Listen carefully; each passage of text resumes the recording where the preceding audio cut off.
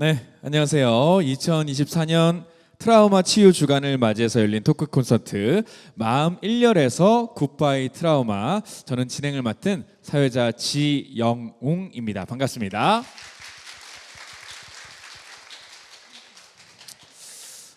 좋습니다. 네, 정말 오늘 날씨가 너무 좋은 이렇게 화창한 봄날, 또 우리 트라우마 치유 주간을 맞이해서 토크 콘서트에 많은 분들이 자리를 해 주셨습니다. 네, 지금이 평일 오후 2시인데 실업 문제가 심각한 다들 회사는 어떻게 하고 오신 건지 궁금합니다. 네, 어쨌든 간에 귀중한 시간, 소중한 시간 내서 이렇게 또 저희와 함께 이야기 나누러 자리해 주신 많은 관객분들께 다시 한 번 더 진심으로 감사하다는 말씀을 드리면서, 자, 오늘 저희 토크 콘서트 함께 해 주실 분들 먼저 소개를 해 드리도록 하겠습니다. 먼저 웹다큐 굿바이 트라우마의 이다솔 감독님과 김가은 감독님 두 분 자리하셨습니다. 네. 자, 우리 이다솔 감독님부터 먼저 정식으로 인사 부탁드리겠습니다. 네, 안녕하세요. 굿바이 트라우마 가은님과 같이 연출 맡은 이다솔이라고 합니다. 전체 시리즈 총괄 기획 맡았고요. 각 화 번갈아 가면서 만들었습니다. 반갑습니다. 네, 반갑습니다. 자, 우리 김가은 감독님께서도 자기소개 좀 부탁드리죠. 네, 안녕하세요. 저 굿바이 트라우마 다솔과 함께 공동 연출 맡은 김가은입니다. 네, 반갑습니다. 자, 그리고 우리 또 저와 가장 먼 쪽에 앉아 계신 분은 오늘 토크 콘서트, 아무래도 이 트라우마라는 게 또 이 전문적인 분야이기 때문에 이 지식을 더해 주실 건국대학교 정신건강의학과의 하지연 교수님께서 나와 주셨습니다. 큰 박수 부탁드리고요. 예, 반갑습니다. 예, 정신건강의학과 전문의 하지연입니다. 오늘 국가 트라우마 센터에서 진행하는 트라우마 주간에 이렇게 날씨랑 참 어울리지 않지만 올해 10주년인 4.16도 있었고요. 그래서 더 생각들이 오늘 이번 주가 특히 이번 주 지난주부터 생각들을 많이 하셨던 것 같아요. 그래서 오늘 이 모임이 더 뜻깊은 것 같고 이 자리를 통해 트라우마란 무엇이고 그 과정에서 우리가 어떻게 다시 일상으로 돌아갈 수 있을지 등등에 대한 얘기들을 좀 나누고, 오늘 이 자리에 직접 오시지 않은 분들이 하더라도 유튜브라든지 나중에 다시 쭉 보시면서 많은 도움 되시길 바라겠습니다. 감사합니다. 네, 고맙습니다. 자, 지금 교수님께서도 말씀을 해주셨고, 트라우마라는 게 사실 저희가 그냥 마냥 가볍게 웃고 이야기할 수 있는 주제가 아닐 수도 있습니다만, 저희가 오늘은 치유를 위한 그런 과정이기 때문에 좀 밝게 이야기를 나눠보려고 합니다. 그래서 저희가 본격적인 토크 콘서트를 시작하기 앞서서 다 함께 오늘 토크 콘서트의 이름을 힘차게 외치면서 문을 열어보면 좋지 않을까 생각을 해서 제가 하나, 둘, 셋이라고 카운트를 하면 우리 여기 계신 관객분들과 또 오늘 함께 하시는 우리 세 분 모두 다 함께 마음 1열에서 굿바이 트라우마 이렇게 한번 외치고 시작을 하면 좋을 것 같습니다. 괜찮으시죠? 네, 좋습니다. 손동작도 같이 해주죠. 마음 1열에서 굿바이 트라우마. 여러분들 그렇게 쳐다보지 마세요. 저 지금 트라우마 생길 뻔했거든요. 네, 자, 마음 1열에서 굿바이 트라우마 이렇게 밝게 한번 외치면서 시작하도록 하겠습니다. 준비되셨죠? 자, 가보겠습니다. 자, 하나, 둘, 셋. 마음 1열에서 굿바이 트라우마.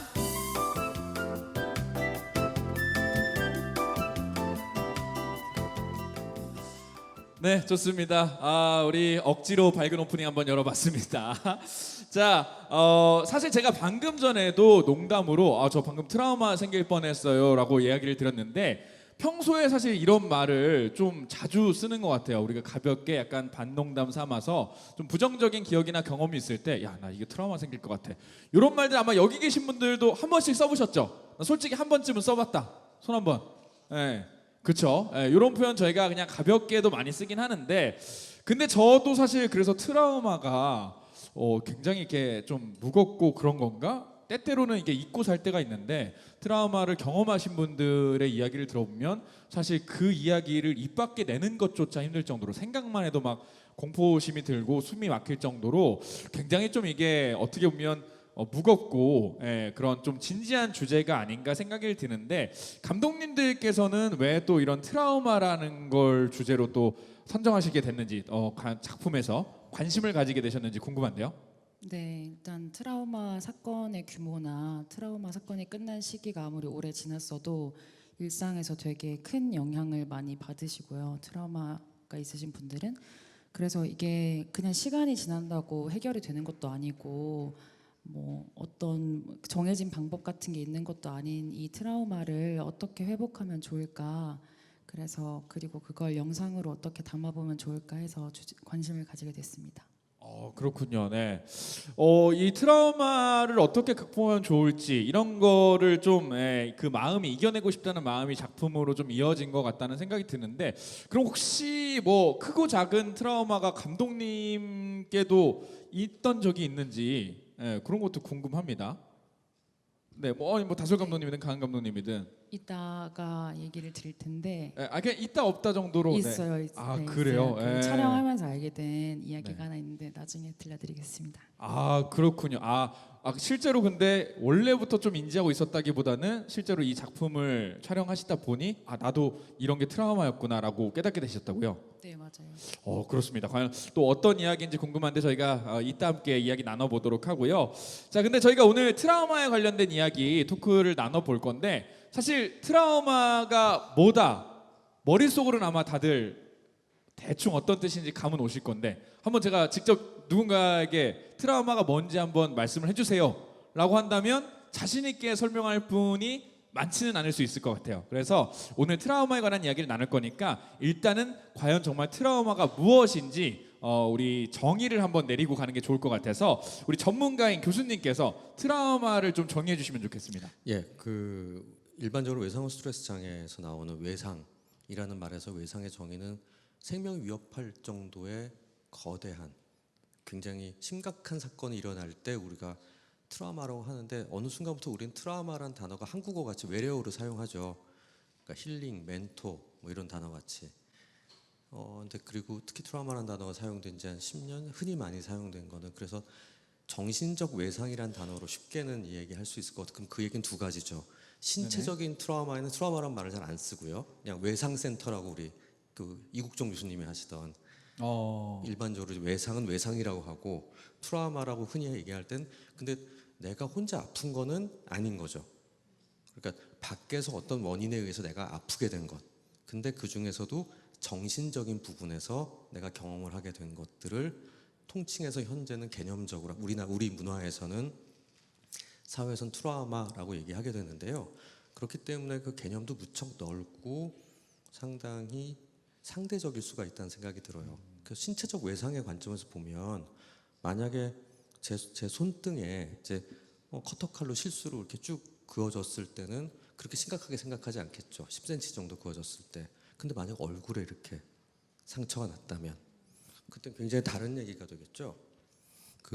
거긴 분명히 굉장히 오래 흉터가 남을 수 있고 그렇죠. 완전히 아물 때까지 너무너무 오랫동안 신경이 쓰이게 똑같은 10cm의 칼집이 난다 하더라도. 네.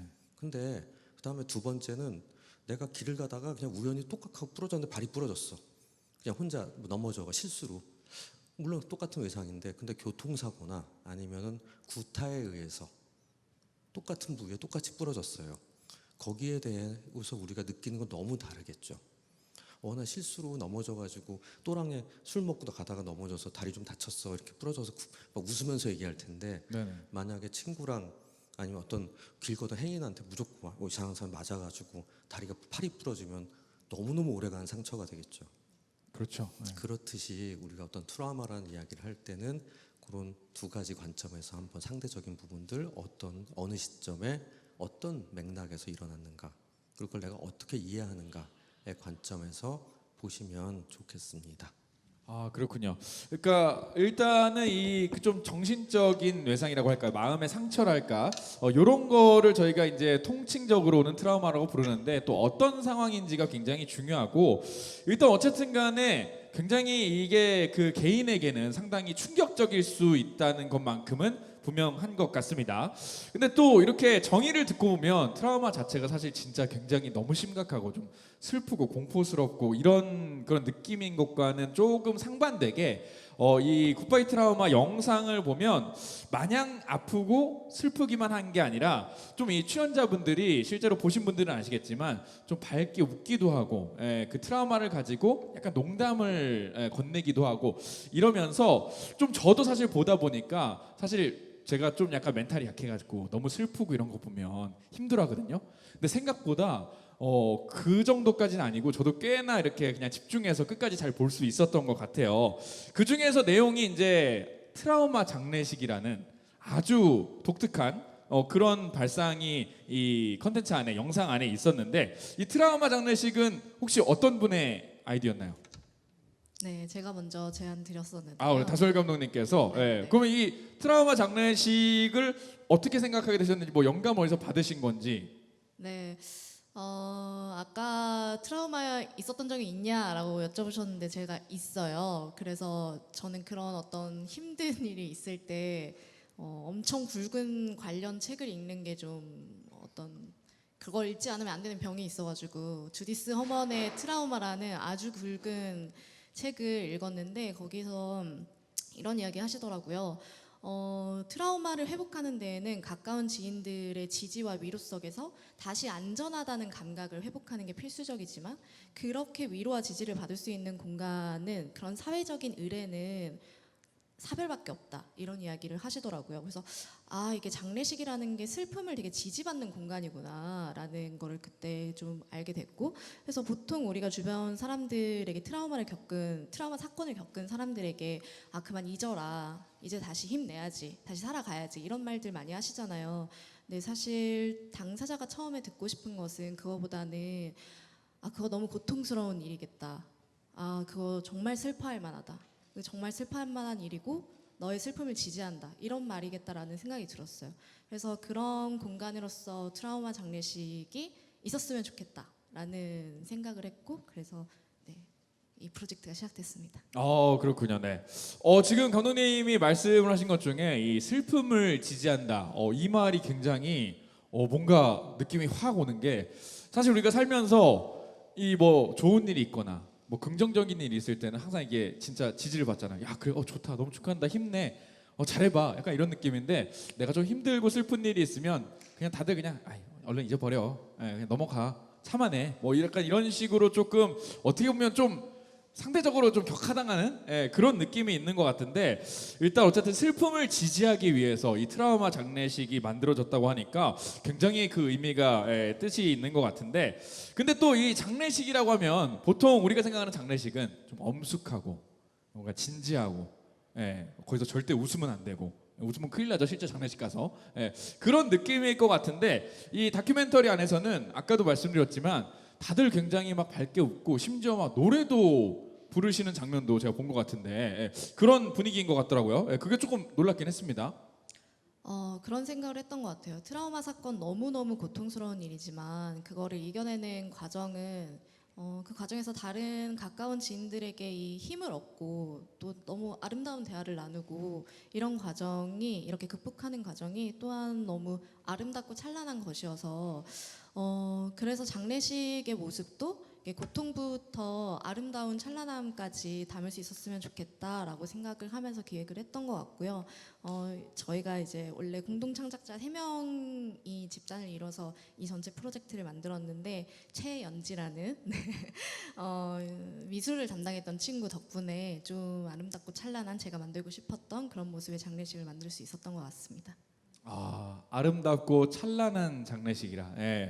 사실 우리나라 말씀드렸듯이 우리나라 장례식 분위기와는 조금 안 어울리는 그런 조합인 것 같은데 실제로 제가 알기로는 뭐 해외에서는 좀 장례식을 정말 동네 잔치처럼 파티처럼 이렇게 막 즐겁게 하기도 한다고 하고 왜 몇 년 전에 그런 밈도 유행했잖아요. 이렇게 그 아프리카 흑인분들께서 이게 관 메고 막 이렇게 춤추면서 막 그랬던 밈도 생각이 나는데 과연 제가 봤을 때 아름답고 찬란한 장례식 여기 계신 분들이 아마 영상을 못 보신 분들은 선뜻 이미지를 떠올리기 어려우실 수도 있을 것 같아서 저희가 그 굿바이 트라우마와 트라우마 장례식의 시작이었던 윤선의 이야기를 지금 이 자리에서 함께 영상으로 보고 계속해서 한번 이야기를 나누는 시간을 가져보도록 하겠습니다. 자, 그럼 지금부터 먼저 영상 함께 보시죠. 일단 긴장돼요. 카메라 안 봐도 되잖아. 맞아.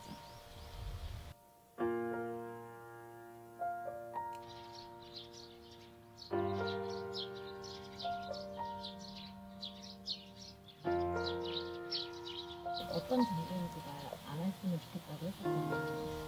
지금은 얘기할 수 있을 것 같아요. 아 그래? 네.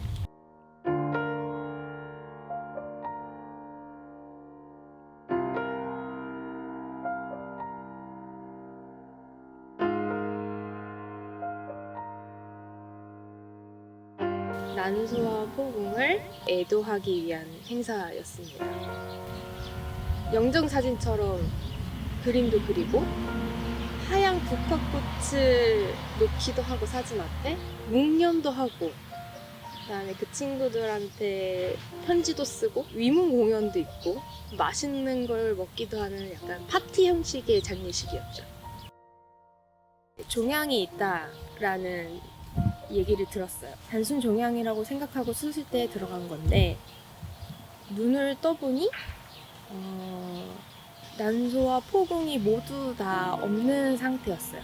내가 선택한 일이 아니니까 빨리 훌훌 털어버리고 잊으라고 얘기하는데 내가 남들이 나를 걱정할까봐 나의 슬픔과 나의 상실감을 내 스스로 괜찮다고 다독이면서 살아야 했던 게 나를 더 힘들게 했던 것이다. 그렇기 때문에 흔쾌히 장례식을 하겠다고 결심을 했습니다.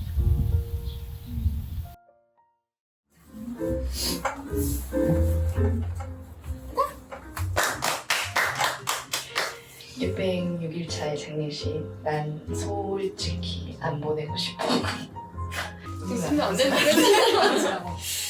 먼저 첫 번째 순서로 난소 포궁의 양력을 동고동락하면서 각종 호르몬을 분비해서 때로는 고통을 주고 때로는 기쁨을 주다가 제가 난소와 포궁한테 편지를 썼는데 아이를 낳을 때나 필요한 건데 그때까지 얘네가 없었으면 좋겠다. 너무 미안하다는 생각이 들어서 편지에 그런 내용을 적었고 읽어가면서 펑펑 울었죠. 떠나보내고 나니 얼마나 내가 이 친구들을 필요로 했는지.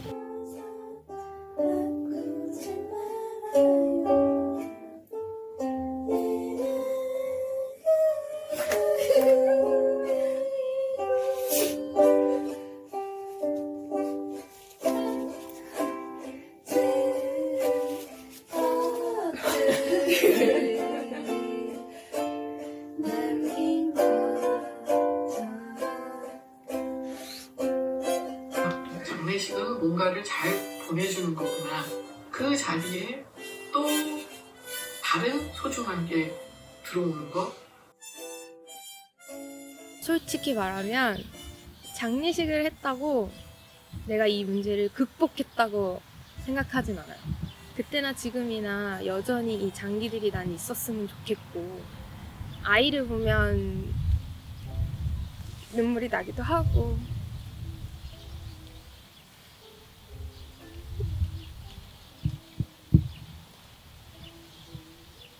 때때로 꿈도 꿔요. 내가 생리하는 꿈. 내가 너무너무 싫어했던 게 생리하는 거였는데도 꿈속에서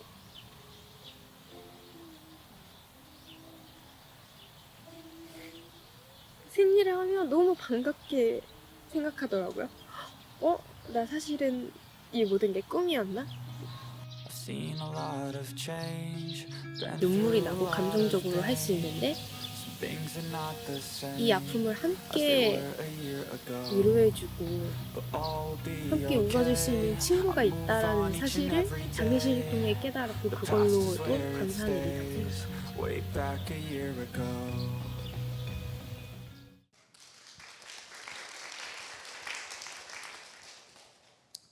네, 영상 만나보셨습니다. 윤선의 이야기 중 일부를 저희가 영상 함께 시청을 해봤는데요.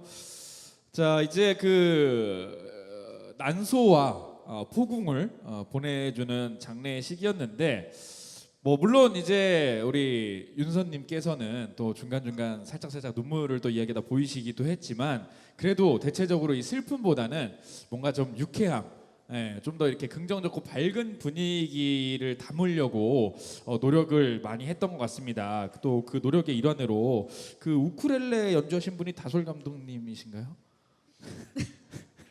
네, 그렇습니다. 네, 그렇습니다. 네, 많은 노력을 하셨다. 네, 자, 그래서. 자, 그래서 어떤 또 이런 노력들이 참 많이 담겨 있는데 어떤 또 저 때 생각으로 우쿨렐레를 그렇게 또 연주를 하셨는지 노래도 하시고. 와 지금 정신이 아득한데. 네, 저 때 왜 무슨 생각으로 연주했냐?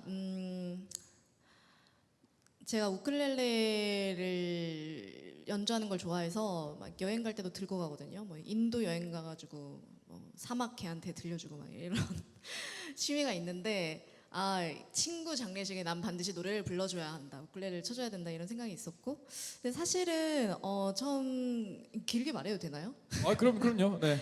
사실 처음은 이 난소와 포궁을 잃었다는 게 어떤 건지 잘 모르겠는 거예요. 사실 장기를 잃는 게 사실 손가락을 잃었다라고 하면 얘가 기능적으로 뭔가를 하고 있는 애니까 너무 늘 매일매일 마음이 아플 것 같은데, 그렇죠. 눈에 보이기도 하고. 네, 네. 난소와 포궁을 잃는다는 건 어떤 걸까를 좀 생각하면서 이제 노래를 골랐는데, 저게 이제 작은 이별이라는 노래예요. 작별 인사라는 노래예요. 악동 뮤지션의 곡인데 이제 거기서 이런 가사들이 나오거든요. 이제 불러주시죠, 짧게. 네. 왜? 뭔지 아셔야 되니까. 네. 자, 가사 시작. 이별이 힘들어. 왜 그러세요? 네. 알겠습니다. 네. 어쨌든 먼지를 이렇게 너무 빨리 닦지 마라. 어떤 꽃을 너무 빨리 이렇게 하지 마라. 이런 어떤 되게 이별할 때의 아쉬운 마음, 어떤 보내고 싶지 않은 마음, 이런 가사들이 너무 예쁘게 있는 노래인데, 그런 마음이 일단은 너무 들겠다라는 생각이 들었어요. 그래서 이 노래를 너무 불러주고 싶었고, 근데 이제 저의 가창력이 부족해서 좀 저런 사태가 벌어졌네요. 아니에요. 그래서 진짜 제가 봤을 때 혹시 보니까 영상 안에서 우리 감독님도 함께 하신 게 윤서님과 이 촬영 때문에 만나신 게 아니라 실제로 친분이 있는. 네, 그렇죠. 네. 사실은 회사 선배였고요. 실제 지인이시군요. 네. 진짜 엄청나게 친하진 않았어요. 네네. 근데 이제 수술을 하고 1년 동안 휴직을 하고 돌아와서 저한테 하는 얘기가 너무 이렇게 엄청나게 친한 사이가 아닌데도 이제 밥 먹으면서 되게 눈물을 보이면서 힘들어해가지고, 저도 그때 좀 이걸 이해해보고 싶다는 생각도 들었던 것 같아요. 그리고 네, 그리고 이제 그래서 이제 그 자리에서 우리가 선배가 난소와 포궁을 이별하지 못해서 이렇게 지금까지 1년이 지나도록 이렇게 응어리가 져 있는 거일 수도 있다라고 이야기하면서 이제 난소와 포궁을 보내는 자리를 우리가 가져보자, 그런 의뢰가 필요하다라고 했었고, 사실 처음에는 그래서 트라우마 장례식이 아니라 난소와 포궁을 보내는 장례식이었어요. 근데 나중에 이제 이 프로젝트를 시작하면서 그게 어쩌면 트라우마 장례식이었을 수도 있겠다라고 하면서 이제 제가 좀 재해석하면서 만들게 된 영상이었던 것 같아요. 네. 그렇군요. 그럼 실제로 그러니까 저 자리가 이 트라우마 장례식을 처음 어떻게 보면 시작하게 된 그런 출발점이 됐군요. 예. 이름도 또 굉장히 센스 있게 지어주셨어요. 예. 난 솔직히 뭐였죠? 안 보내고 싶어궁. 안 보내고 싶어궁. 예, 그렇습니다. 이것도 우리 감독님의 아이디어. 아주 재기발랄하시군요. 네, 좋습니다. 안 보내고 싶어 하셔가지고. 네. 자, 지금 또 이렇게 진짜로 지인분들, 그러니까 이게 그냥 만약에 그냥 단순히 정말 영상을 찍기 위해서 생각해낸 아이디어였다면 아무래도 조금 자기적인 부분이 있을 수도 있었을 텐데, 조금 더 지인분의 어떤 아픔이나 이런 슬픔에 공감을 하고 그래서 함께 자리를 하다 보니까 이런 트라우마 장례식이라는 또 독특한 아이디어가 떠오른 것 같던데, 근데 또 이 영상 초반에 보면 이 윤선의 이야기가 굿바이 트라우마 속에서 트라우마 장례식을 열 상주를 모집한다는 이런 자막이 나오면서 이제 영상이 시작이 됩니다. 그럼 이 영상이 일종의 첫 번째 영상이기도 하지만 출연자 모집을 하는 뭐 소위 말하는 홍보 영상이 되기도 하는 거네요. 네, 이런 장례식을 열어 볼 테니 여러분이 하고 싶으시면 참여해달라는 공고 영상이었습니다. 그렇군요. 그러면 이 영상을 보고 사실 출연자분들을 모집을 했지만 이 트라우마를 마주한다는 게 사실 쉽지만은 않은 일인 것 같아요. 대단히 큰 용기가 필요한 일인 것 같은데 어떻게 이 영상을 보고 얼마나 많은 분이 지원을 해주셨을까요? 네, 저희 한 100명 가량의 100명이요? 지원자분들이 계셨고 그 이제 구글 폼에 맞춰서 자기 트라우마 이야기를 써서 신청을 하시는 거였는데 이제 그 자판을 하나하나 누르면서 그 자신의 트라우마를 회고했을 그 마음도 와닿아서 되게 가슴이 아프면서도 이렇게 용기를 내서 회복을 해보겠다는 그런 의지가 느껴져서 그것도 감사하고 따뜻했습니다. 그렇군요. 아니 이 100명의 그냥 단순히 뭐 어디에 그냥 이 자리에 뭐 놀러 오세요가 아니라 실제로 이렇게 영상 속에 출연을 하고 그 영상 속에서 어쩌면 좀 자기가 꽁꽁 숨겨놓고 있었던 트라우마를 또 다 이렇게 공개를 해야 되는 그런 굉장히 어려울 수도 있는 자리에 100명이면 정말 정말 많은 분들이 지원을 해주신 것 같은데 지금 말씀하신 것처럼 그분들이 또 이렇게 구글 폼에 자신의 좀 이 아팠던 이야기를 다 써주시면서 이 용기를 냈다는 게 굉장히 좀 뭉클하고 또 이 아픔을 회복하려는 노력이 굉장히 또 대견하게 느껴지기도 합니다. 이 자신의 트라우마 상황을 공유하는 게 제가 계속 거듭 말씀드린 것처럼 진짜 쉽지 않은 일인 것 같은데 우리 하 교수님께서 보시기에는 어떻게 이렇게 막 100명이나 되는 많은 분들이 또 이렇게 영상을 통해서까지 자신의 트라우마를 좀 극복해 보려는 용기를 낼 수 있었을까? 좀 어떻게 보세요? 아마도 그 앞에 지금 우리가 본 첫 번째 영상이 주는 가이드라는 게 좀 안심이 컸다는 생각이 들어요. 그 우리가 어떤 무언가를 애도하는 것이라는 것을 이제 어떤 의식을 통해서 흘러가게 하죠.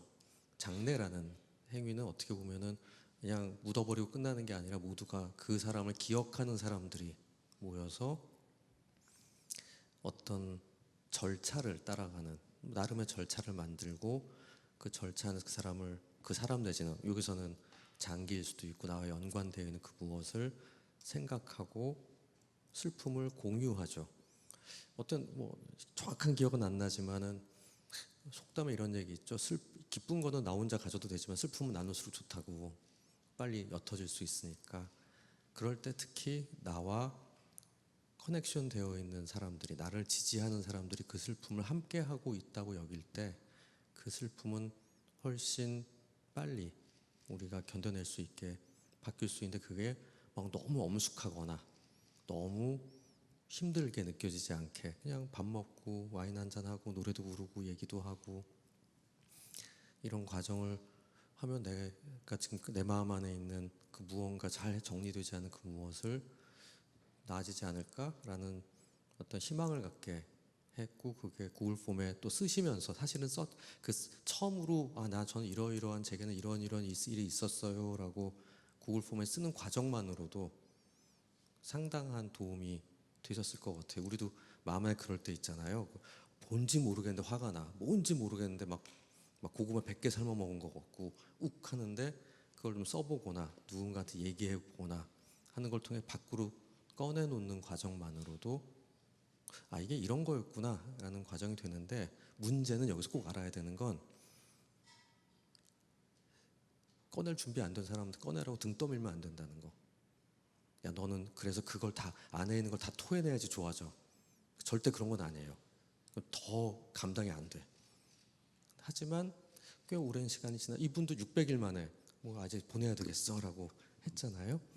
그렇듯이 그 각자에겐 각자의 시간이 있는 거고 각자의 시계가 있다라는 거를 우린 또 생각하고 이해해 주는 게 또 필요할 것 같고 그래서 이 굉장히 유명한 분들이 뭐 엄청난 인플루언서를 통해서 유튜브나 뭐 틱톡이나 이런 걸 통해 알린 것도 아닌데도 100분이 넘게 했다는 건 그만큼 그래 내가 이럴 수도 있겠다라는 생각들을 던질 수 있는 좋은 아이디어 드렸던 것 같습니다.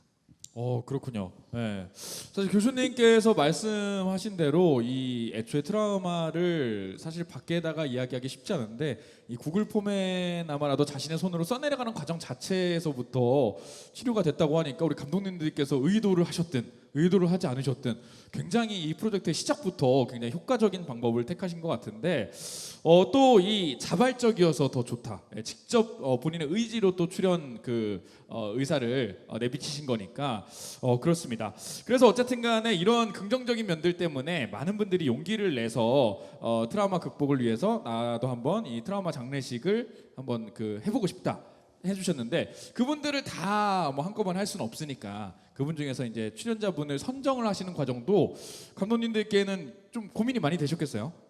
네, 그렇죠. 일단 저희는 그 출연자들의 정서적인 안녕이 최우선이었기 때문에 일단 인터뷰도 여러 차례 거치고 그리고 전문적인 검사도 몇 개 진행을 했었어요. 그래서 그 중에 좀 대표적인 기준이 트라우마 사건이 지금은 종결된 상태일 것, 그리고 우울증 검사의 어떤 기준 점수 아래일 것, 그리고 현재 치료받는 주치의나 상담을 받는 전문가가 있다면 그분들의 의견을 좀 고려를 해서 지금 상태가 충분히 촬영에 임해도 괜찮은지 등을 고려했습니다. 조금 더 구체적인 기준을 같이 말씀을 드리면 이런 분들은 안 된다 하는 좀 명확한 제외 기준이 있긴 했어요.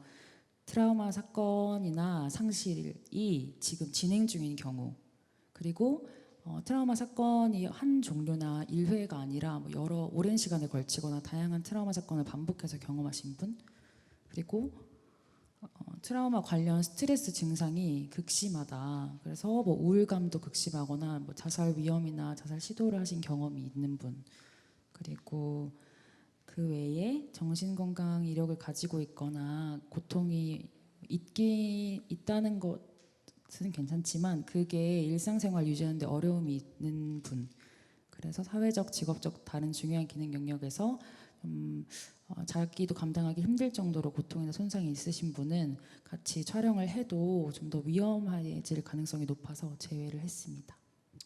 그래도 또 출연하신 분들의 안전을 위해서 굉장히 나름대로 또 엄격한 기준을 세워놓고 출연자를 선정을 하셨고 이외에도 그러면 뭐 제외하는 기준 말고 뭐 추가적으로 좀 이런 분들은 좀 출연을 해주시면 우리 다큐멘터리도 좋고 출연자분에도 좋겠다 하는 이런 뭐 추가적인 기준도 혹시 있을까요?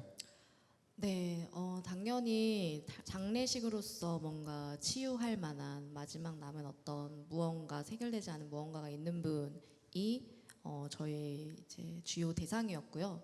그리고 무엇보다도 저희는 다른 어떤 정신건강 관련 프로그램과 달리 어떤 솔루션을 주는 게 아니라 사실은 출연자가 굉장히 적극적으로 나는 장례식에서 무엇을 다루고 싶고 누구를 초대하고 싶고 장례식에서 하는 컨텐츠들이 어떤 내용이었으면 좋겠고를 다 정해야 했어요.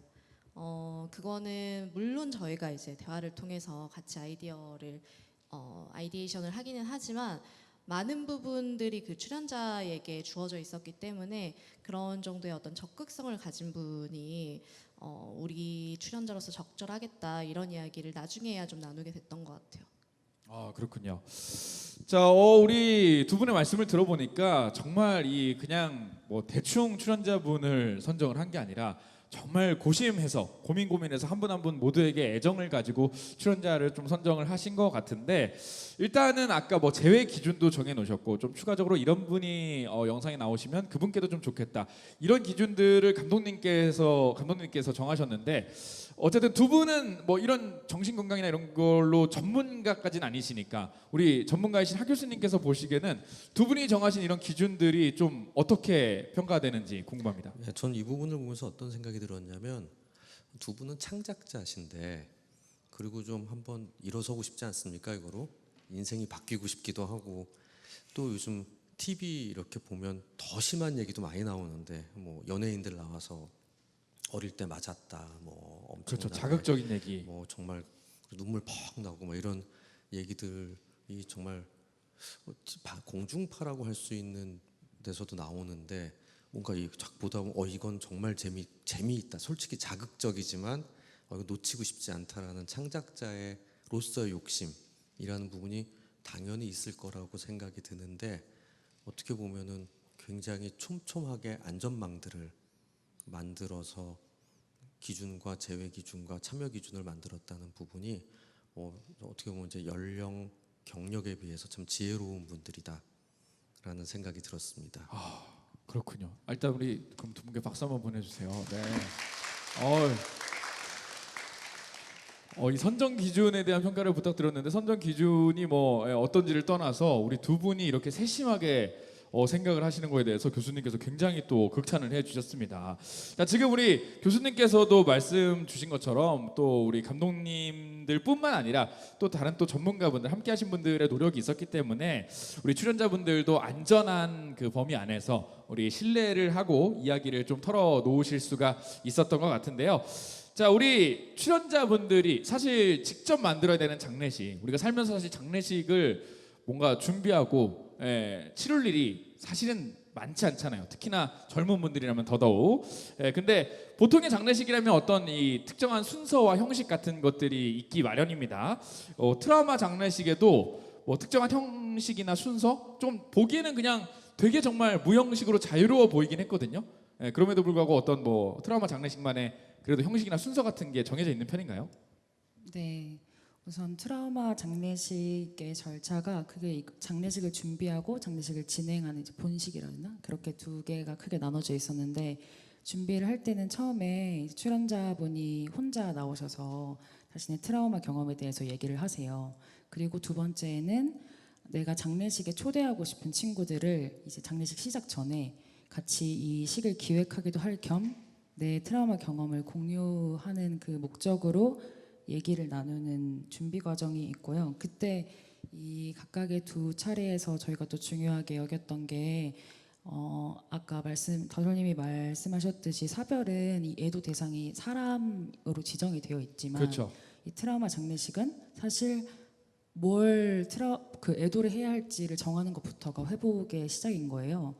그래서 근데 이게 잘 안 됐으니까 지금도 마음이 좀 복잡하고 어려우신 분들이었을 테니 이 준비 과정에서 내가 무엇을 상실했고 그래서 어떤 것을 애도를 하면 좋을지를 결정하는 과정이 준비 과정의 주된 목적이어서 출연자 본인도 진지하게 계속 오랫동안 고려를 하고 같이 이제 지인들과도 얘기를 하고 저희 감독들이랑도 얘기 오래 나누면서 준비를 했고 장례식 당시에는 이제 그 그린 영정 그림을 가지고 그 그림에 대해서 얘기를 해요. 약간 어떤 작품에 대해 얘기를 하듯이 그렇게 얘기를 나누고 초대한 친구들이랑 편지를 읽기도 하고 노래를 부르기도 하고 이렇습니다. 그래서 마지막에는 지혜함이라고 저희가 직접 만든 도자기가 있는데 거기에 그 편지 또는 영정 그림이 애도의 상징물이니까 그걸 여기에 넣어서 가져갈지 아니면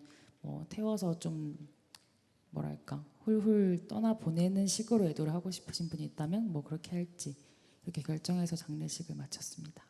그렇군요. 굉장히 구체적인 절차가 준비가 돼 있습니다. 물론 저희가 첫 번째 만나봤던 그 윤선의 이야기 에피소드에서는 구체적인 이 트라우마 장례식의 절차가 나와 있진 않고 그때 당시만 해도 이제 트라우마 장례식이 아직은 정확하게 자리를 잡기 전이기 때문에 그러면 이 트라우마 장례식 지금 말씀해주신 내용을 이 말로만 듣기보다는 영상으로 보면 조금 더 명확하게 볼 수가 있을 것 같은데 우리 시간 관계상 저희가 이 모든 영상을 다 보여드리긴 조금 어렵습니다. 그래서 저희가 오늘 그 토크 콘서트가 끝나고 난 이후에도 유튜브에 굿바이 트라우마를 검색하시면 저희 모든 이야기를 또 보실 수가 있어요. 저도 쭉 보고 왔는데 굉장히 또 생각보다 흥미로운 재미있는 그런 영상들이 많이 준비되어 있으니까 여러분들 꼭 구독과 좋아요, 알림 설정 해서 한번 시청 부탁드리도록. 갑자기 홍보 타임. 네, 그렇습니다. 자, 그러면 우리 본격적으로 트라우마 장례식과 굿바이 트라우마 이런 이야기들 영상을 보고 나서 나눠보도록 할 텐데 이번에 저희가 함께 볼 에피소드는 김정의 이야기입니다. 근데 영상 보시기 앞서서 이제 아무래도 촬영을 하시다 보면 여러 가지 또 해프닝이라든지 이런 에피소드들이 생기잖아요. 이 김정의 이야기 영상을 촬영하시면서 혹시 두 분 감독님 기억에 남는 에피소드 같은 게 있을까요? 네. 우선 이 에피소드 소개를 살짝 드리자면 주인공 이름이 김정이고 김정의 부모님이 어릴 때부터 사이가 좋지 않으셨는데 이제 김정님이 20대 초반일 때 두 분 다 짧은 주기로 이제 암으로 돌아가시게 됐어요. 그래서 사별이지만 좀 이해하고 내가 받아들이기가 힘든 사별의 케이스였고요. 주된 뭐랄까 괴로움이 뭐였냐면 김정님이 언니가 있으세요. 근데 언니랑 몇 살 차이도 안 나고 그런데 이 언니는 간병인으로서 그리고 딸로서 언니로서 너무 완벽한 역할을 수행하는 거예요. 너무 막 공부도 잘하고 너무 다 잘해. 근데 나는 지금 이 상황이 너무 힘들고 어떤 책임을 지고 싶을 만큼의 어떤 의지나 힘도 없는데 자꾸 그런 죄책감을 가지게 되신 거예요. 그러다 보니까 이 상실이 제대로 애도가 안 되고 이 부모님과 이별을 겪을 때의 감정을 이 장례식을 통해서 다시 좀 애도를 하고 싶다 해서 지원을 하셨는데 그 김정님이랑 언니랑 두 번째 네네. 촬영 때 이제 대화를 하는데 아까 김정님은 그 거의 20몇 년 동안 언니는 절대 부정적인 감정을 안 갖는 사람, 무조건 다 그냥 희생하고 헌신하는 사람이라고 굳게 믿어오면서 살았는데 아 너무 최선을 다하고 네 네. 그러니까 네. 근데 이 대화에서 처음 알게 된 거예요. 언니도 부모님에 대한 원망이 있었구나. 그래서 그 저희가 아까 말했듯이 슬픔을 지지하는 게 목적이라고 했잖아요. 네네. 근데 그 슬픔을 비롯해서 다양한 감정을 인정받고 지지받는 게 좋은 회복이었기 때문에 그때 언니가 되게 담담하게 나도 원망했어 이렇게 하는 그 얼굴을 김정님이 딱 보고 너무 놀라하는 그 장면이 그때 촬영에 인상 깊었습니다. 그렇군요. 예, 이게 반드시 그냥 출연해서 신청하신 분만의 트라우마가 아니라 또 함께 하시는 분들도 어떻게 보면 자신의 어떤 마음의 상처, 트라우마를 또 이렇게 끌어내서 대면할 수 있는 그런 계기가 또 되는 것 같은데 우리 다슬 감독님께서는 이번 에피소드를 촬영하시면서 뭐 특별히 기억에 남는 해프닝 같은 게 있을까요? 사실 저도 비슷한 부분이 가장 인상 깊은데 사실 김정님을 제일 처음에 인터뷰한 게 이제 저였는데요. 그때는 김정님께서 그런 말씀들 많이 하셨었어요. 이제 뭐 가족에게 전화가 오면 혹시 누군가의 부고일까봐 너무 두려운 마음이 든다. 그래서 저는 사실 처음에는 두 분의 부모님의 이렇게 연속된 사망으로 인한 죽음에 대한 두려움이 가장 큰 어떤 부분이신가 보다 했는데 촬영을 거듭할수록 얘기하셨던 것처럼 두 자매 간의 어떤 갖고 있던 오해랄지 사실 서로 사이가 너무 좋은데도 불구하고 이제 동생은 언니를 보면서 자책을 많이 하셨어요. 이제 그것을 좀 많이 깨달으시면서 이제 좀 달라진 이야기가 흘러갔던 게 좀 인상적이었습니다. 네. 그렇군요. 네.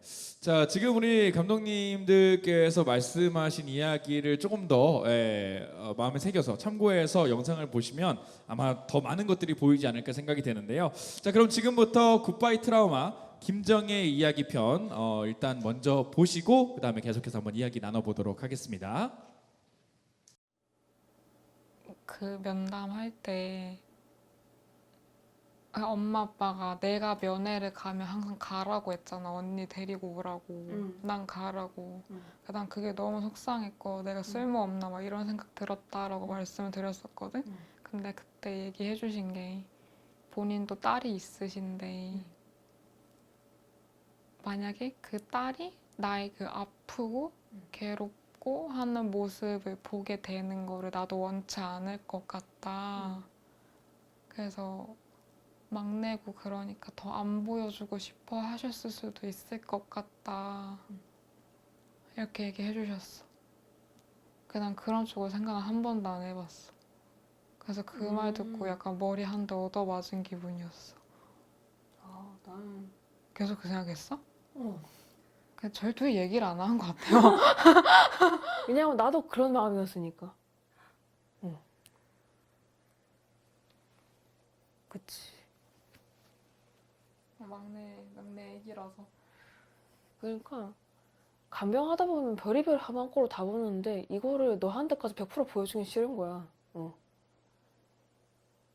왜냐면 나도 이렇게 힘든데 너는 아직 나보다 3살이 어리잖아.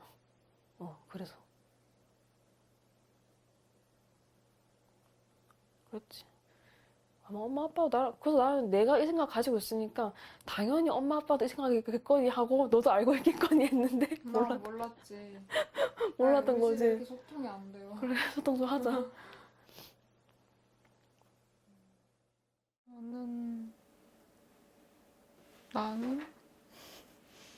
나는 언니가 항상 좀 동경의 대상이었고 그 엄마 아빠 대신이기도 했고 그러면서도 약간 내 열등감의 대상이 되기도 했었어가지고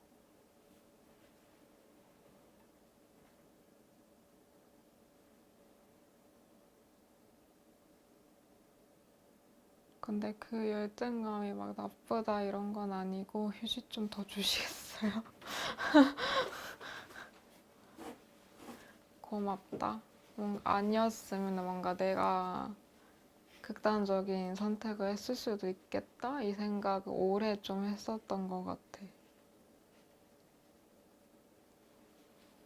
그래서 약간 서로의 자살 방지 위원회가 돼가지고 계속 지내줬으면 하는 바람.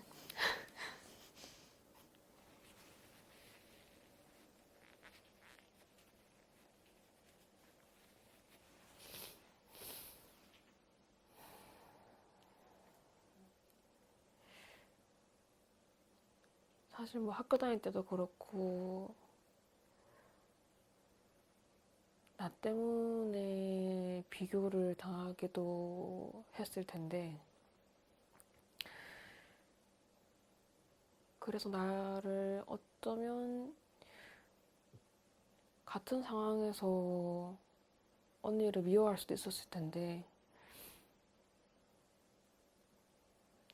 근데 지금 나를 이렇게 좋아해주는 동생이라는 게 너무 고맙고 그리고 지금 드는 가장 큰 감정은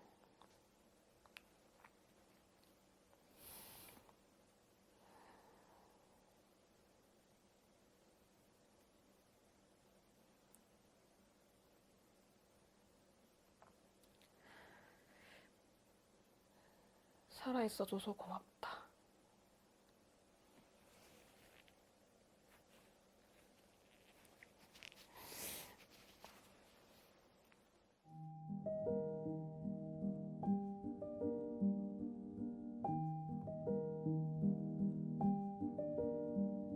엄마 아빠가 저희를 감싸주는 것보다는 엄마 아빠가 앉아있고 저희가 이렇게 어깨를 감싸드리고 있을 것 같아요. 이제는 그런 것 같아요. 그 순간만큼은 냈다 좀 활짝 웃고 있는 게 좋지 않을까. 네. 네. 살아있어줘서 고맙다는 이 그 언니의 말이 참 큰 울림이 되는 것 같습니다. 네. 그리고 또 우리 언니랑 동생분 두 분의 대화에서 우리가 느낄 수 있는 게 동생분이 좀 티다. 죄송합니다. 여러분들이 너무 갑자기 막 다들 글썽글썽 그러셔가지고 제가 분위기를 좀 전환하고자 농담해봤습니다. 자, 근데 이렇게 사실 뭐 두 분은 이제 두 부모님을 다 떠나 보내신 거잖아요. 사실 둘 중에 한 분만 떠나 보냈다고 생각을 해도 굉장히 충격적이고 힘든 일일 수 있는데 뭐 사실 그렇습니다. 저도 이제 어느덧 나이가 이제 1살, 2살 들어가다 보니까 이제 우리 부모님께서도 언젠가 또 뭐 돌아가실 수도 있지 않나. 그럼 나는 어떻게 해야 되나 막 이런 걱정이 문득 들 때가 있기도 한데 이 사별을 저는 아직 그래도 뭐 경험을 못 해봐서 감히 상상도 할 수 없지만 혹시나 이제 사별을 경험한 분이 있다면 진짜 과연 그 슬픔은 어느 정도일까? 그리고 그건 또 어떻게 극복을 해내야 되나? 엄두가 안 난다는 생각이 참 드는데 우리 교수님께서 생각하시기에 사별은 사실 살면서 누구나 무조건 한 번은 겪을 수밖에 없는 일 아니겠습니까? 그래서 이런 것들을 잘 좀 회복하는 과정이 중요할 것 같은데 좀 이런 방법이 있을까요? 예,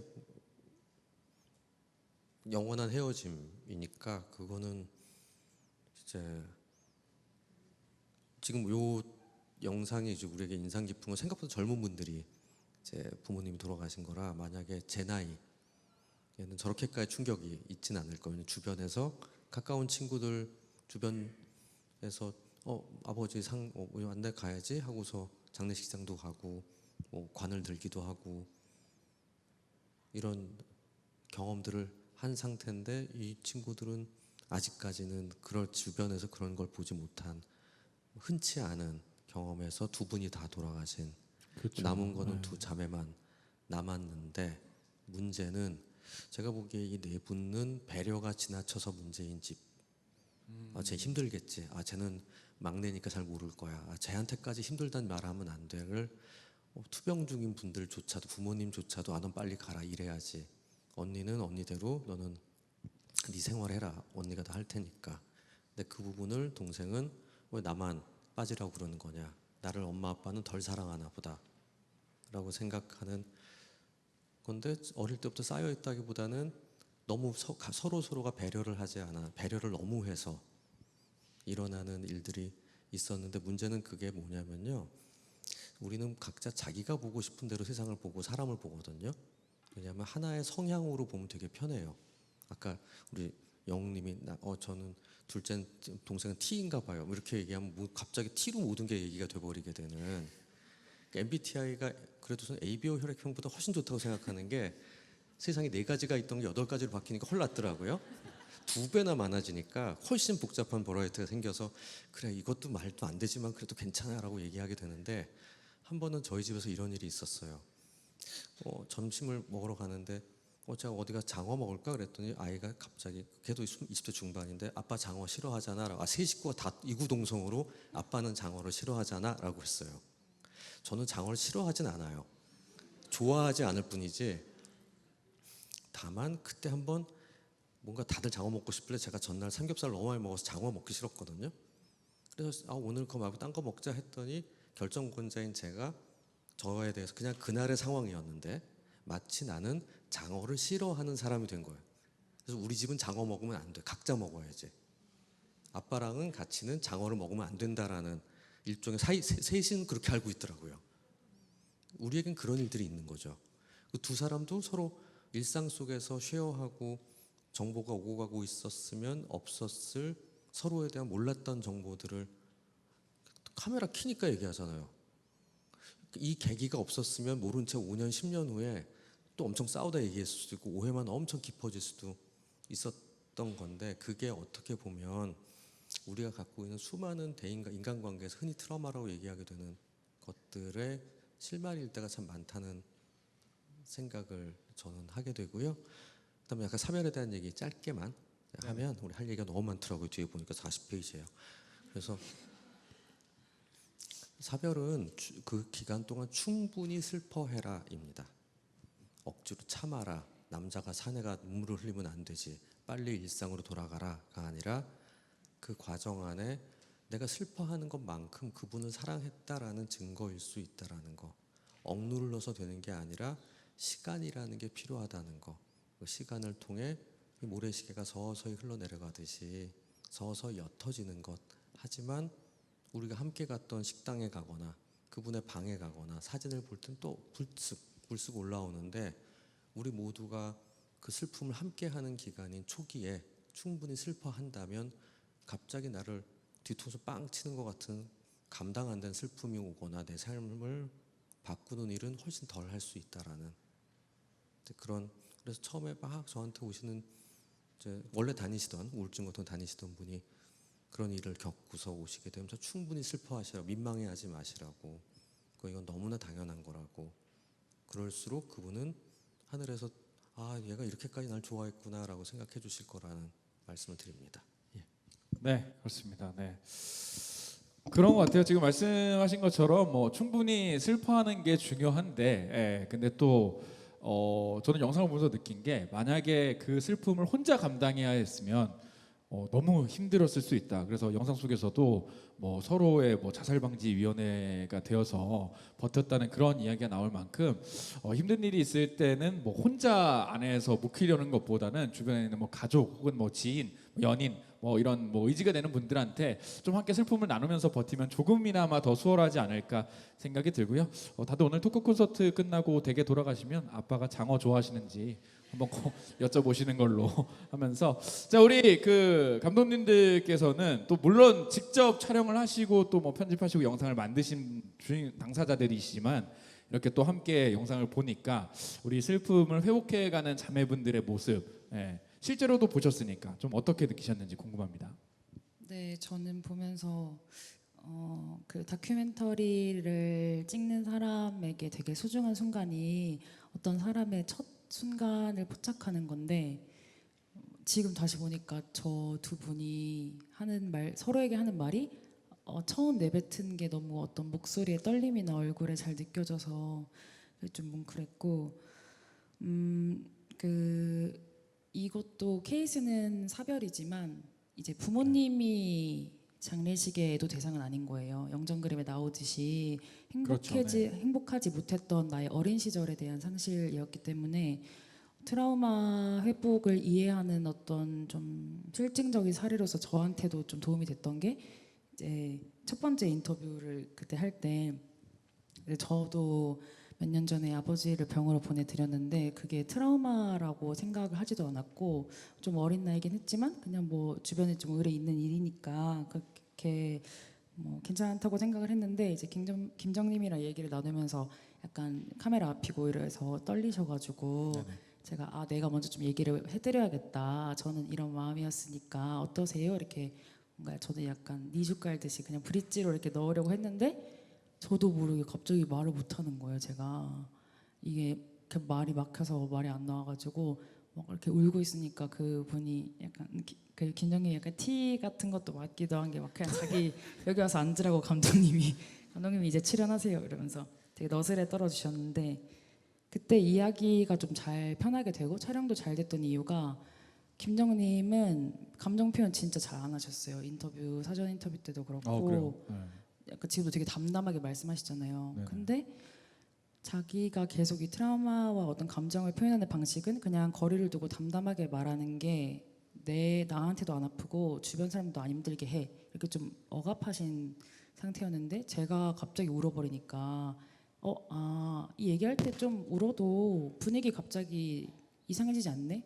울어도 그냥 뭐 울었구나, 아니면 뭐 얘기하다가 화가 나면 화를 내도 좋고, 이런 그러니까 트라우마를 얘기하는 방식에 있어서 다양한 감정을 우리 감독들이, 그리고 그때 심리 상담사분도 계셨는데 그 지원님이, 그리고 이 카메라가, 그리고 뭐 우리 지인이 여기 다 이렇게 울타리처럼 있을 테니까 너가 어떤 모습 보여줘도 좋다, 이런 깨달음, 의미를 얻었던 시간이었죠. 네. 그렇군요. 또 감독님께서도 또 같이 눈물을 거기서 흘리셨군요. 그렇습니다. 일단 사실 그런 게 중요한 것 같아요. 일단 어쨌든 이제 출연하시는 분들이 배우가 아니시잖아요. 그러니까 정말 일반인 분들이 정말 본인의 어떤 감정, 본인의 이야기들을 하려고 하다 보니 조금 카메라 앞이거나 아니면 지켜보는 뭐 감독님이나 스태프분들이 계시면 어색할 수 있는데, 그런 것들을 정말 단순히 그냥 내가 이 사람들을 그냥 작품으로서만 찍어낸다라는 생각보다는 감독님께서 좀 정말 공감을 해주셨기 때문에 아마 출연자분들도 더 이렇게 편안하게 이야기를 할 수 있었지 않나 싶은데, 우리 다솔 감독님께서도 좀 영상을 보고 나니까 또 그때 느낌도 새록새록 떠오르실 것 같은데 어떤 감정을 느끼셨는지. 네, 영상 다시 보니까 여러분들도 느끼셨을지 모르겠는데 두 분이 계속 서로를 응시하고 계시잖아요. 근데 정말 이렇게 서로를 아주 가까운 사람과도 눈 마주치고 오랫동안 얘기하는 일이 잘 없는데, 그것이 가능했던 이유가 있었을 거라고 생각해요. 그것이 뭐였을 거라고 저는 생각하냐면, 가은님이 그때 좀 재밌는 시도를 하셨었거든요. 두 분이 좀 긴장하실까봐 하셨다고 들었었는데, 두 분이 아무 말 없이 서로를 바라봐 보라, 그리고 무슨 감정이 드는지 얘기해 보라 라고 이제 주문을 하셨대요. 촬영을 시작할 때. 그래서 굉장히 신선하다. 아무튼 그래서 이제 이 영상을 다시 보니까 그게 정말 필요한 시간이었겠구나라는 생각이 드는 게, 왜냐하면 이게 굉장히 낯선 상황이잖아요. 이 그렇죠, 서로를 그렇죠. 예. 오랫동안 응시하고 있는 게. 특히나 형제자매라면 더더욱. 네. 그렇죠, 그렇죠. 그래서 이렇게 낯선 상황에 놓였으니까 사실 평소보다 훨씬 더 솔직한 이야기를 할 수 있지 않았을까. 그래서 마지막에 이제 언니분이 지금 느껴지는 감정은 살아 있어줘서 고맙다라고 이렇게 마지막 말을 마무리하시는데, 이게 계속 감정을 느끼고 계셨겠다. 내가 무슨 감정이 드는지 계속 관찰하고 계셨겠다. 이게 쉬운 일은 아니거든요. 그래서 그래서 이제 이런 솔직한 이야기까지 나눴기 때문에 이게 처음에 가지고 있던 어떤 부모님에 대한 원망이나 스스로에 대한 자책, 뭐 언니에 대한 열등감 이런 것보다도 이제 마지막에 나왔던 이제 영정 그림의 그 그림의 모습이 어떤 이제 네, 그렇게 좀 행복해 보이는 어떤 가족의 모습을 그릴 수 있게 되지 않았을까라는 생각도 들었습니다. 그렇습니다. 이 감독님들이 진짜 이렇게 또 출연자분들의 입장에서 또 생각하고 공감하고 또 다양한 시도들을 하시다 보니까 자 여러 가지 네, 굉장히 출연자분들의 뭐랄까요 다양한 반응들 이런 것들이 나오는 것 같고, 사실 뭐 저는 전문적인 이 뭐 심리치료 세션이나 이런 게 어떤 식으로 진행되는지는 모르지만 만약에 진짜 뭐 심리치료 같은 게 이렇게 진행이 된다면 약간 이런 느낌으로 진행이 되지 않을까 싶을 정도로 그런 느낌이 저는 설핏 들었거든요. 근데 아마 우리 또 교수님께서는 전문가 입장에서 보시기에 좀 어떻게 보셨는지 저희와는 좀 다른 느낌이나 시각이 느껴지실 수도 있을 것 같아요. 그러니까 그런 것 같아요. 저는 꼭 오신 분들한테 말씀드리는 게 트라우마 너무 심각하게 생각하지 마라. 당신의 인생이 그 어떤 하나의 사건 때문에 왜곡되거나 변화해서 그 후로는 더 이상 회복될 수 없는 이상한 길로 가고 있고 도저히 돌이킬 수 없다고도 생각하지 말자. 그리고 그 사건 이전부터 돌이켜 보니까 나는 이러이러한 일들이 생겨서 나 이렇게 될 운명이었다라고 생각하지도 말자라는 말씀들을 항상 드려요. 지금 여기서도 왜 언니가 저걸 왜 하자고 그랬을까 하는 생각이 들기도 하거든요. 되게 큰 용기였고 하나의 큰 계기가 있었겠다라는 생각을 했어요. 왜냐하면 굳이 내가 그걸 왜 하니? 라고 말할 수도 있는데 제가 저렇게까지 여기 나와서 같이 찍자고 그러니까 한번 하나 중요한 계기가 될 것도 같아라는 어떤 둘 사이에 뭔가 보이지 않는 무르익는 그 어떤 컨센서스가 있었겠다라는 생각이 하나 있고요. 그렇기 때문에 짧은 시간 안에 엑기스 같은 얘기들이 감정이 오고 갈 수 있는 계기가 됐는데, 여기서 우리가 봐야 될 거는, 저는 하나만 말씀드리고 싶은 거는, 제가 어린 시절은 불행했어요 라고 얘기를 할 때 정말 그것밖에 없을까요? 라는 전 말씀을 드려요. 여러분들의 과거를 어린 시절을 생각하면 좋은 일도 있고 나쁜 일도 있습니다. 어떨 땐 상 받은 날도 있고요. 어떤 날은 정말 억울하게 친구한테 따돌림 당한 날도 있는데, 어떤 사건이 어떻게 떠오를 땐 되게 오늘의 기분과 오늘의 내 상태에 따라서 과거의 기억들이 줄을 섭니다. 근데 내가 지금 언니로부터도 거리가 있고 엄마 아빠도 돌아가셨고 나는 이제 혼자인 것 같고 외롭고 괴롭고, 언니는 하물며 네가 안 죽어서 다행이다 이런 소리 하고 있고 뭔가 문제가 있었던 것 같다는 생각이 있고, 그러니까 머릿속에서 그러니까 나의 삶을 돌이켜보면 지금까지 내가 이럴 수밖에 없는 이유에 대해서 합리적인 생각들을 하게 되는 게 사람이거든요.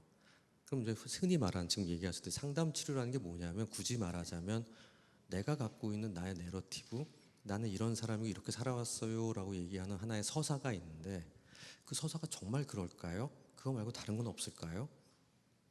지금 당신을 합리화하고 이렇게 살 수밖에 없구나, 앞으로 이러니까 지금까지 이랬으니까 당연히 내일도 그럴 거예요를 생각하는 그 과거로부터 관통하는 나의 흐름, 생각의 흐름, 기억의 흐름이 조금 다른 생각들도 생각해보고, 좀 뭐 당신 행복하고 사랑받기 위해 태어난 사람이에요까지는 아니래도 그냥 나쁜 일이 일어날 수도 있고 좋은 일이 일어날 수도 있는 그냥 고만고만한 사람, 보통 사람, 평범한 사람, 평범한데 가끔 불행한 일도 일어나는 사람, 운 좋게 로또 3등도 붙는 사람, 뭐 이런 것들로 바뀌는 게 실은 상담이 하는 일이거든요. 그래서 그로 아니면 오늘 같이 근데 우리가 살고 보니까 언니랑 나는 이랬고 나에겐 이런 일들이 일어났네라고 이제 한번 생각해 볼 수 있는 계기, 그런 것들이 우리가 나는 뭐 희생자, 근데 아직 나는 피해자라고 생각하던 부분에서 조금 다른 보통 사람으로서 뭐 슈퍼 히어로가 되는 것도 아니지만 그렇게 될 수 있는 과정이라는 생각을 합니다. 너무 네. 칙칙한 얘기죠. 아닙니다. 네, 굉장히 칙칙하네요. 아니, 농담이고 진짜 중요한 얘기를 해주신 것 같아요. 이게 사실 다들 느껴보신 적이 있을 텐데 그냥 뭐 이유도 없이 우울해지는 순간이, 그런 날들이 있는데, 그런 날 뭐 물론 뭐 애써 난 안 우울해 이렇게 거부할 것도 없지만 좀 너무 과도하게 우울함을 계속 너무 파고들고 부정적인 생각이 꼬리를 물면 진짜 되게 다크해지는 그럴 때가 있는 것 같아요.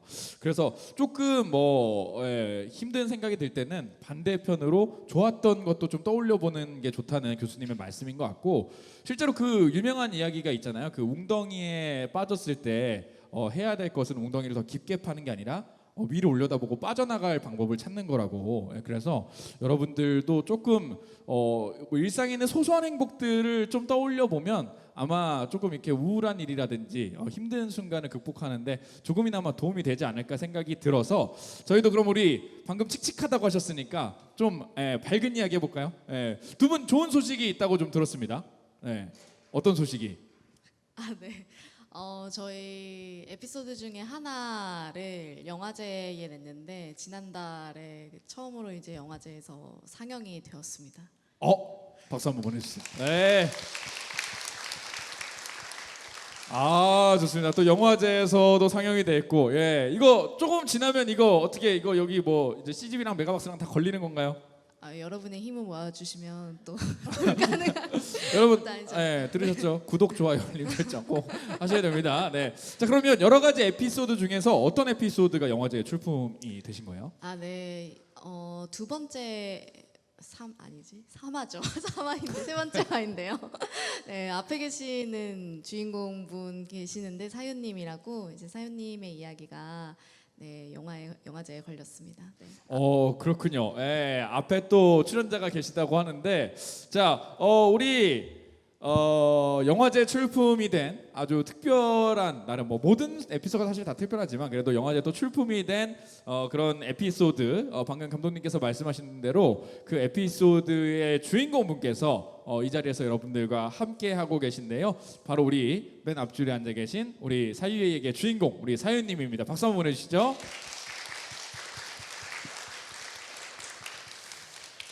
자, 아직은 저희가 또 영상을 보기 전이기 때문에 이분이 누군지 모르시는 분들도 계실 테니까 우리 사연님께서 직접 이 자리에 함께하신 우리 관객분들께 간략하게 좀 인사 좀 부탁드려도 괜찮을까요?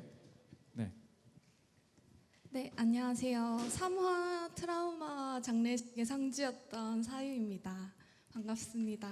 네, 반갑습니다. 네. 본인 얼굴을 계속 쳐다보고 계시는군요. 신기한 거. 영화제 대딱 큰 스크린에 나오셨을 텐데, 네, 처음은 아닐 겁니다. 자, 우리 감독님들을 통해서 아까 전에 그 토크 콘서트 초반에 저희가 출연자 섭외 과정 이야기를 좀 나눠봤습니다. 근데 우리 그 감독님의 어떤 그 섭외 과정은 저희가 들어서 알고 있지만 실제로 출연하신 우리 출연자분께서는 어떻게 이렇게 카메라 앞에서 본인의 또 이 트라우마를 이야기하고 트라우마 장례식을 또 치르고 이런 영상에 출연하기로 결심을 하셨는지 그게 또 궁금하네요. 네, 일단은 그 당시에 제 안에 이미 너무 많은 이야기가 차올라 있어서 그것을 나누고 싶다라는 마음이 굉장히 강했고요. 네네. 동시에 내가 경험했던 것을 과연 트라우마라고 말할 수 있을까라고 하는 자기 검열과 자기 의심에서 좀 갈팡질팡하고 있을 때였기도 했어요. 그래서 용기를 내어서 관객이 있는 곳으로 가자, 그렇게 결심을 해서 출연을 결정하게 되었습니다.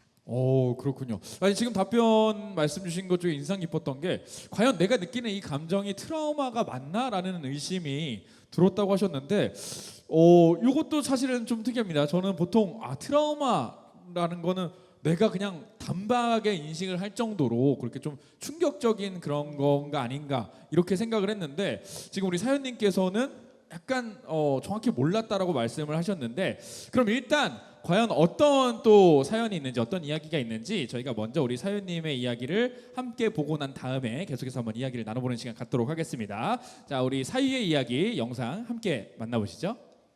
어떤 그림을 그리고 싶은 거 생각해봤어요? 저는 이제 과거에 그렇게 고군분투하면서 살아왔던 거를 보내줘야 되지 않을까.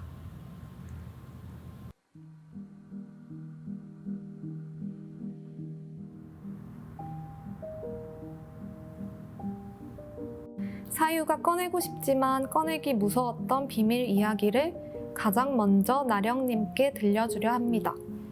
사유가 용기 내어 마음을 열 수 있도록 나령님이 용기 내어 귀를 기울여 줄래요? 시간 2022년 9월 25일 오후 2시. 안녕. 예쁜 방이네. 내 방은 아니지만. 그러게.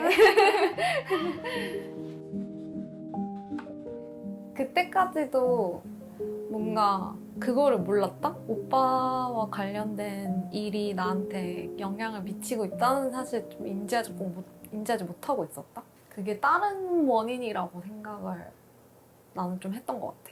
학업적으로 막 스트레스를 받아. 뭐 친구 관계에서 스트레스를 받는 거야. 뭐 이렇게 생각했던 것 같아. 신입생들이 필수적으로 받게 되는 OT를 들었는데 이제 거기서 저는 처음 들었던 것 같아요. 어떤 언어 폭력을 폭력으로 규정하는 그런 말을. 그래서 내가 지금까지 겪어온 것이 바로 저건데 그렇다면 내가 겪은 거에 폭력이었나? 그리고 그게 가정 안에서 발생했기 때문에 가정폭력이라고 할 수 있었던 건가? 가정폭력이라고 하면 보통 기사나 뉴스에 자주 접할 수 있는 것처럼 일단은 어른이 어린 아이를 대상으로 신체적 폭력을 가하는 그런 경우를 많이들 가정폭력이라고 생각을 하는 것 같아요. 근데 저는 거기에 아무리 생각해도 맞아 들어가지가 않는데 나를 가정폭력 피해자라고 한들 인정받을 수 있을까? 처음에는 그렇게 생각했던 것 같아요. 내 주변 사람들이 아마 힘들지 않았을까? 내가 그런 우울과 고통을 막 퍼뜨리는데 나는 왜인지 모르는 상태로 막 폭주를 하는 거지. 그건 사람들이 너를 못 받아주는 게 아니라 너가 더 힘들었던 것 같아 그때는. 이석증으로 되게 고생했었잖아. 맞아. 스트레스 받아서 귀에서 돌까지 빠지고 응급실 가고. 응급실 가고. 맞아.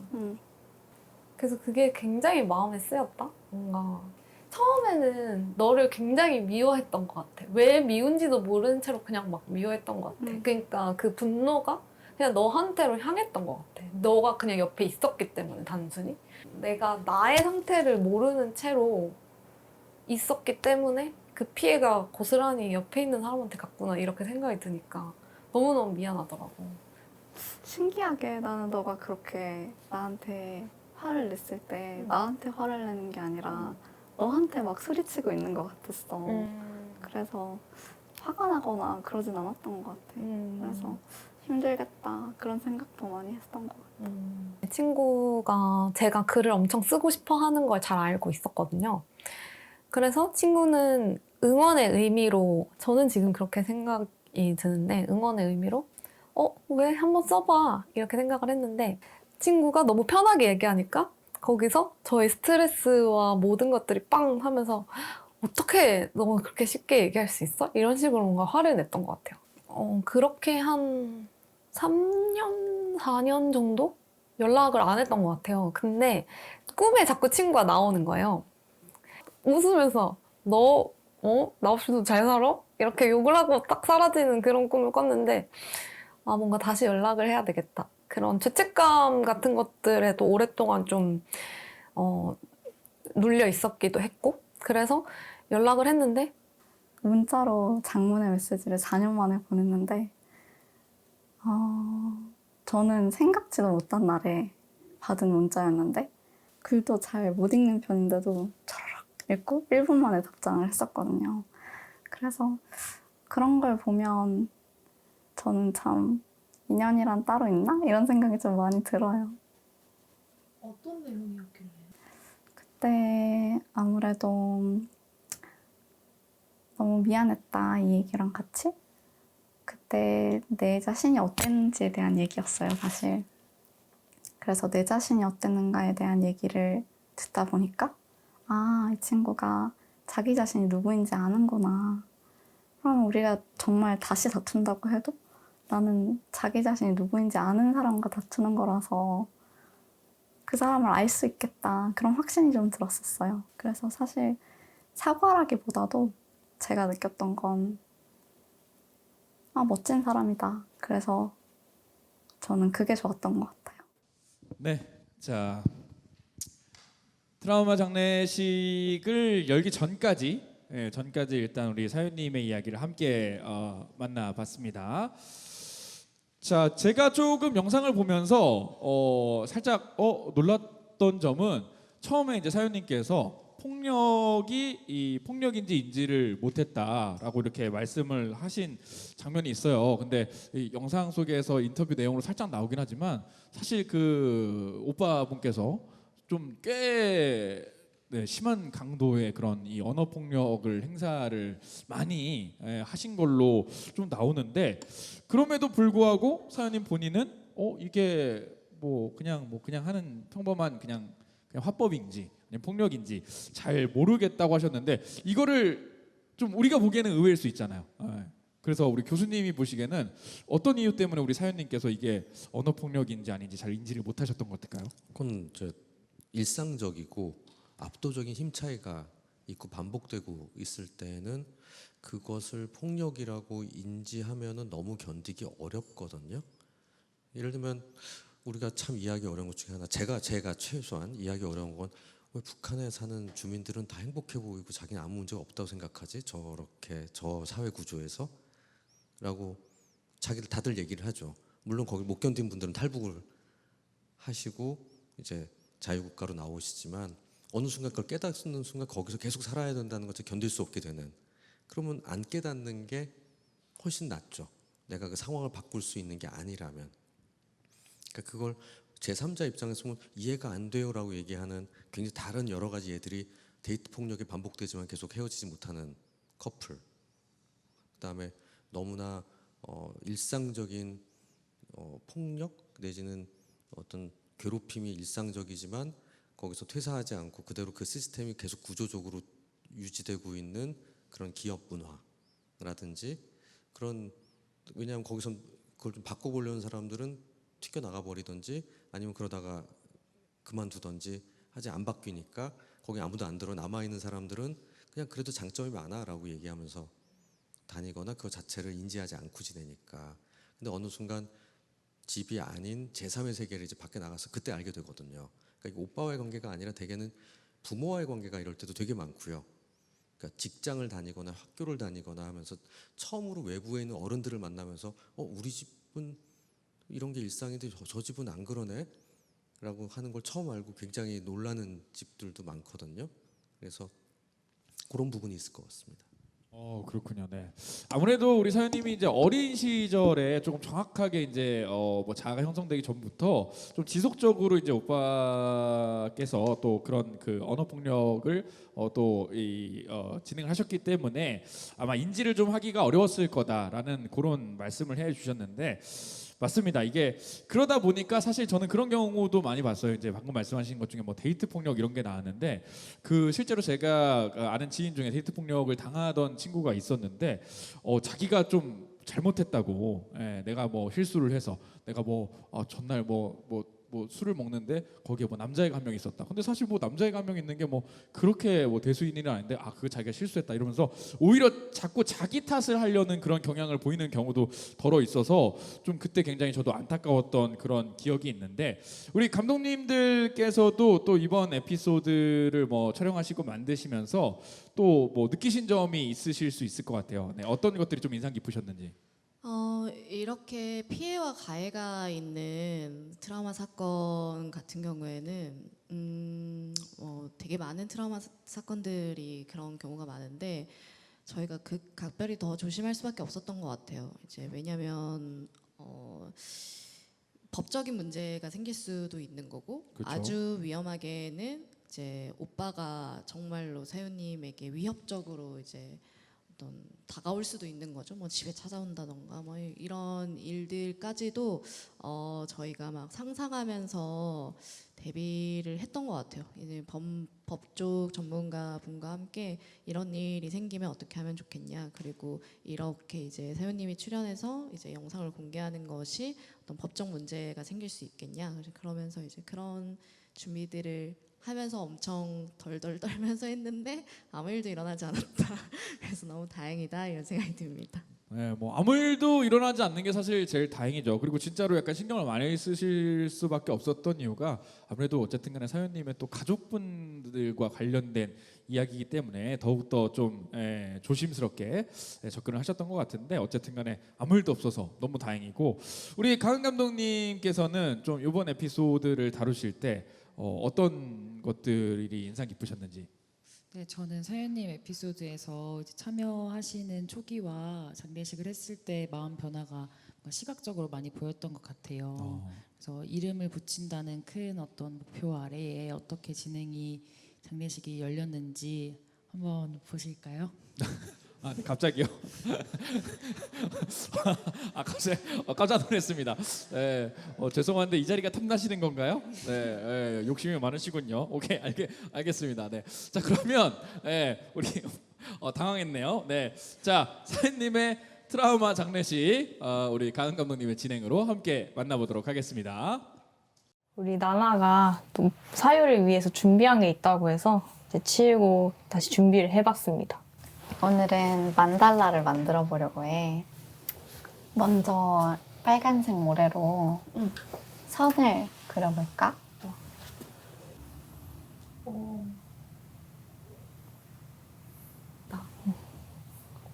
티벳 만달라는 티벳의 승려들이 그 지혜를 구하기 위해서 이렇게 정성을 들여서 만드는 작업이야. 장례식이라는 건 사실 하나의 새 출발이라고도 생각을 해. 살아있는 사람들을 위한 게 난 사실 장례식이라고 생각하거든.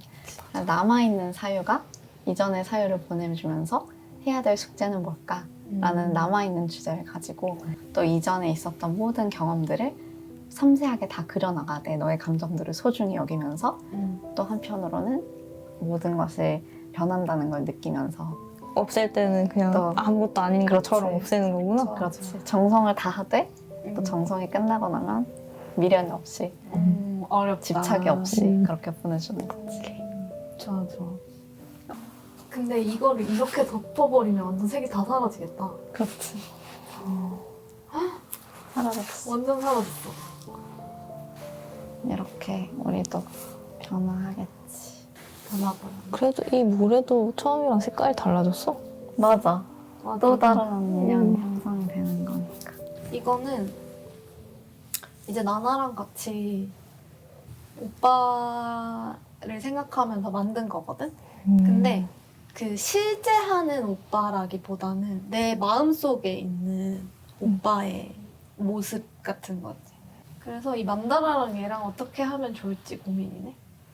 얘를 실을 풀어나갈 수가 있나? 뜯으면서?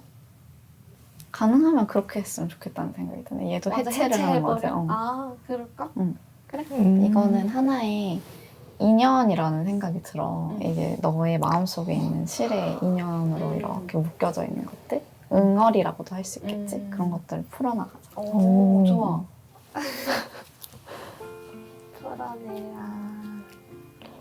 그때 우리가 이걸 엄청 열심히 열심히 감았었는데 감았었지. 목을 떼버릴까? 풀면서 목도 같이. 자연스럽게 떨어질 것 같아. 맞아. 우리는 몸을 좀 도와줄까?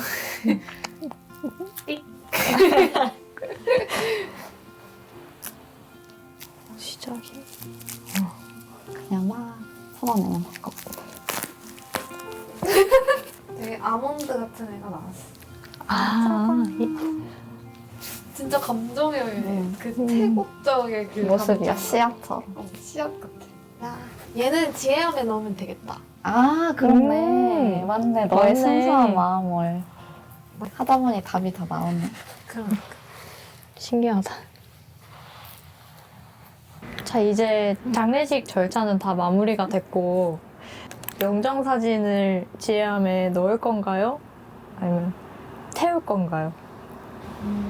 근데 나나가 이렇게 바다에 잠겨 있다는 모습이 마음에 들어서 간직하도록 하겠습니다. 간직할 거구나. 간직할게. 그리고 나의 맑은 마음과 함께 이 영정 사진을 같이 지혜함에 넣는 걸로 하고 이 내가 쓴 편지는 좀 멀리 이렇게 날아갈 수 있게끔 태웠으면 좋겠어. 손 조심하고. 태울게요. 바이바이.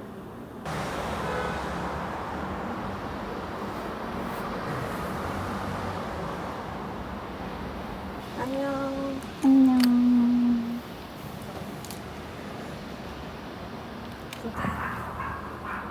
뭔가 나의 과거가 타고 있는 느낌. 예함에다가 할까요? 친구를 부르는 게 저는 처음에는 불필요하다고 생각을 했어요. 나 혼자 하는 게 편하지 않나? 생각했는데 정말 중요한 일이었다. 친구라는 존재가 곁에 있는 것이 너무나도 중요한 요소였구나. 그거를 오늘 엄청 느끼는 것 같고. 친구가 오길 되게 중요했다고 생각해요. 제가 놓치고 있는 부분을 채워주기도 하고, 제가 하지 못할 것 같은 부분을 친구들이 이렇게 싹 해주면서 저의 부담이 조금 내려놓아지는 그런 것들을 느꼈거든요. 그래서 쓸모없어도 이 사람들은 내 곁에 있어주는 사람들이구나. 그래서 제가 애를 쓰지 않아도 되는 거예요. 그래서 오롯이 저일 수 있게끔. 네. 자, 사유님의 트라우마 장례식 영상으로 함께 만나봤는데요. 이 영상 속에서 가장 중요한 메시지가 여러분 뭔지 아십니까? 네, 편지는 안전한 데서 불태우셔야 됩니다. 아 진짜로. 예, 저 여러분도 혹시 개인적으로 트라우마 장례식 할 때는 지금 봄철이라서 불이 번질 수 있으니까 안전하게 하시고. 자, 사실 저희가 오늘 시간이 한정돼 있기 때문에 이 에피소드를 풀 영상으로 저희가 보여드리진 못해서 사연님 본인께서 쓰신 편지의 내용이라든지 이런 부분은 저희가 영상에서 지금 볼 수가 없었는데, 이런 것들도 다 어디서 볼 수 있다고요? 유튜브 굿바이 트라우마 채널에서 구독과 좋아요를 누르시면 볼 수가 있습니다. 자, 또 영상 중에 인상이 깊었던 게 우리 사연님께서 인형을 만드신 게 있잖아요.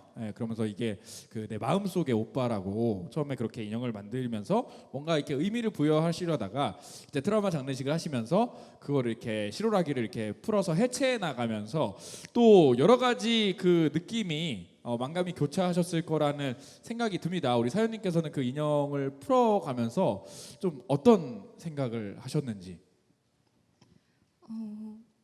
어릴 때부터 되게 오랫동안 너는 쓸모없는 인간이야, 이런 이야기를 듣고 자란 사람은 그 폭력을 내면화하게 되는 것 같아요.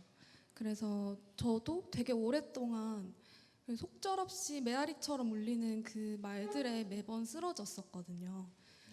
영상에서도 나온 것처럼 이제 그렇게 되면은 그거는 더 이상 이제 오빠의 폭력이 아니라 제가 저를 괴롭히는 방식으로 폭력을 반복하게 되는 거죠.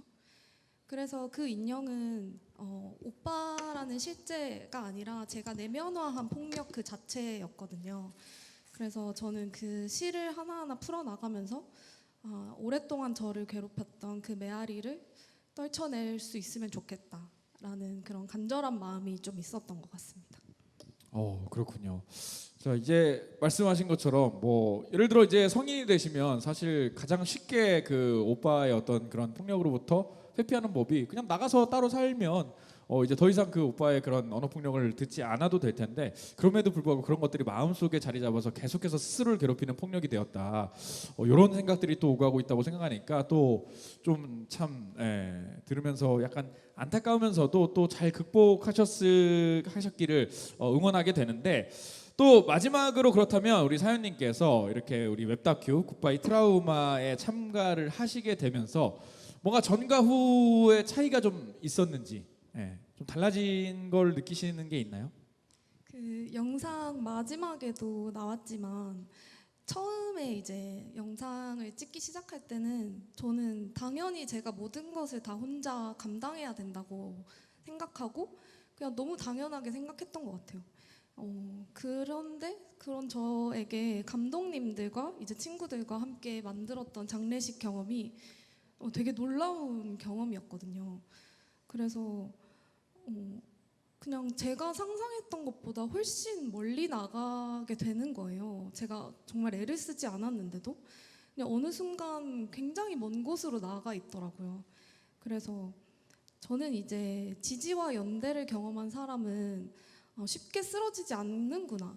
그런 것을 너무너무 잘 알게 되었고 앞으로 그런 믿음이 저를 아주 먼 곳으로 데려다 줄 거라는 그런 좋은 예감이 가지게 되었습니다. 네. 자, 더욱더 단단한 내면을 가지시게 됐다라는 느낌을 받았고요. 지금 말씀하신 것처럼 앞으로 더욱더 평화롭게 더 안정적으로 더 좋은 곳, 먼 곳으로 여행을 떠나실 수 있길 바랍니다. 자, 우리 굿바이 트라우마 우리들의 장례식 너에게 이름을 줄게 편에 출연자 사윤님이 또 소중한 얘기 함께 나눠주셨거든요. 우리 사윤님께 다시 한번 응원의 큰 박수 한번 부탁드리도록 하겠습니다.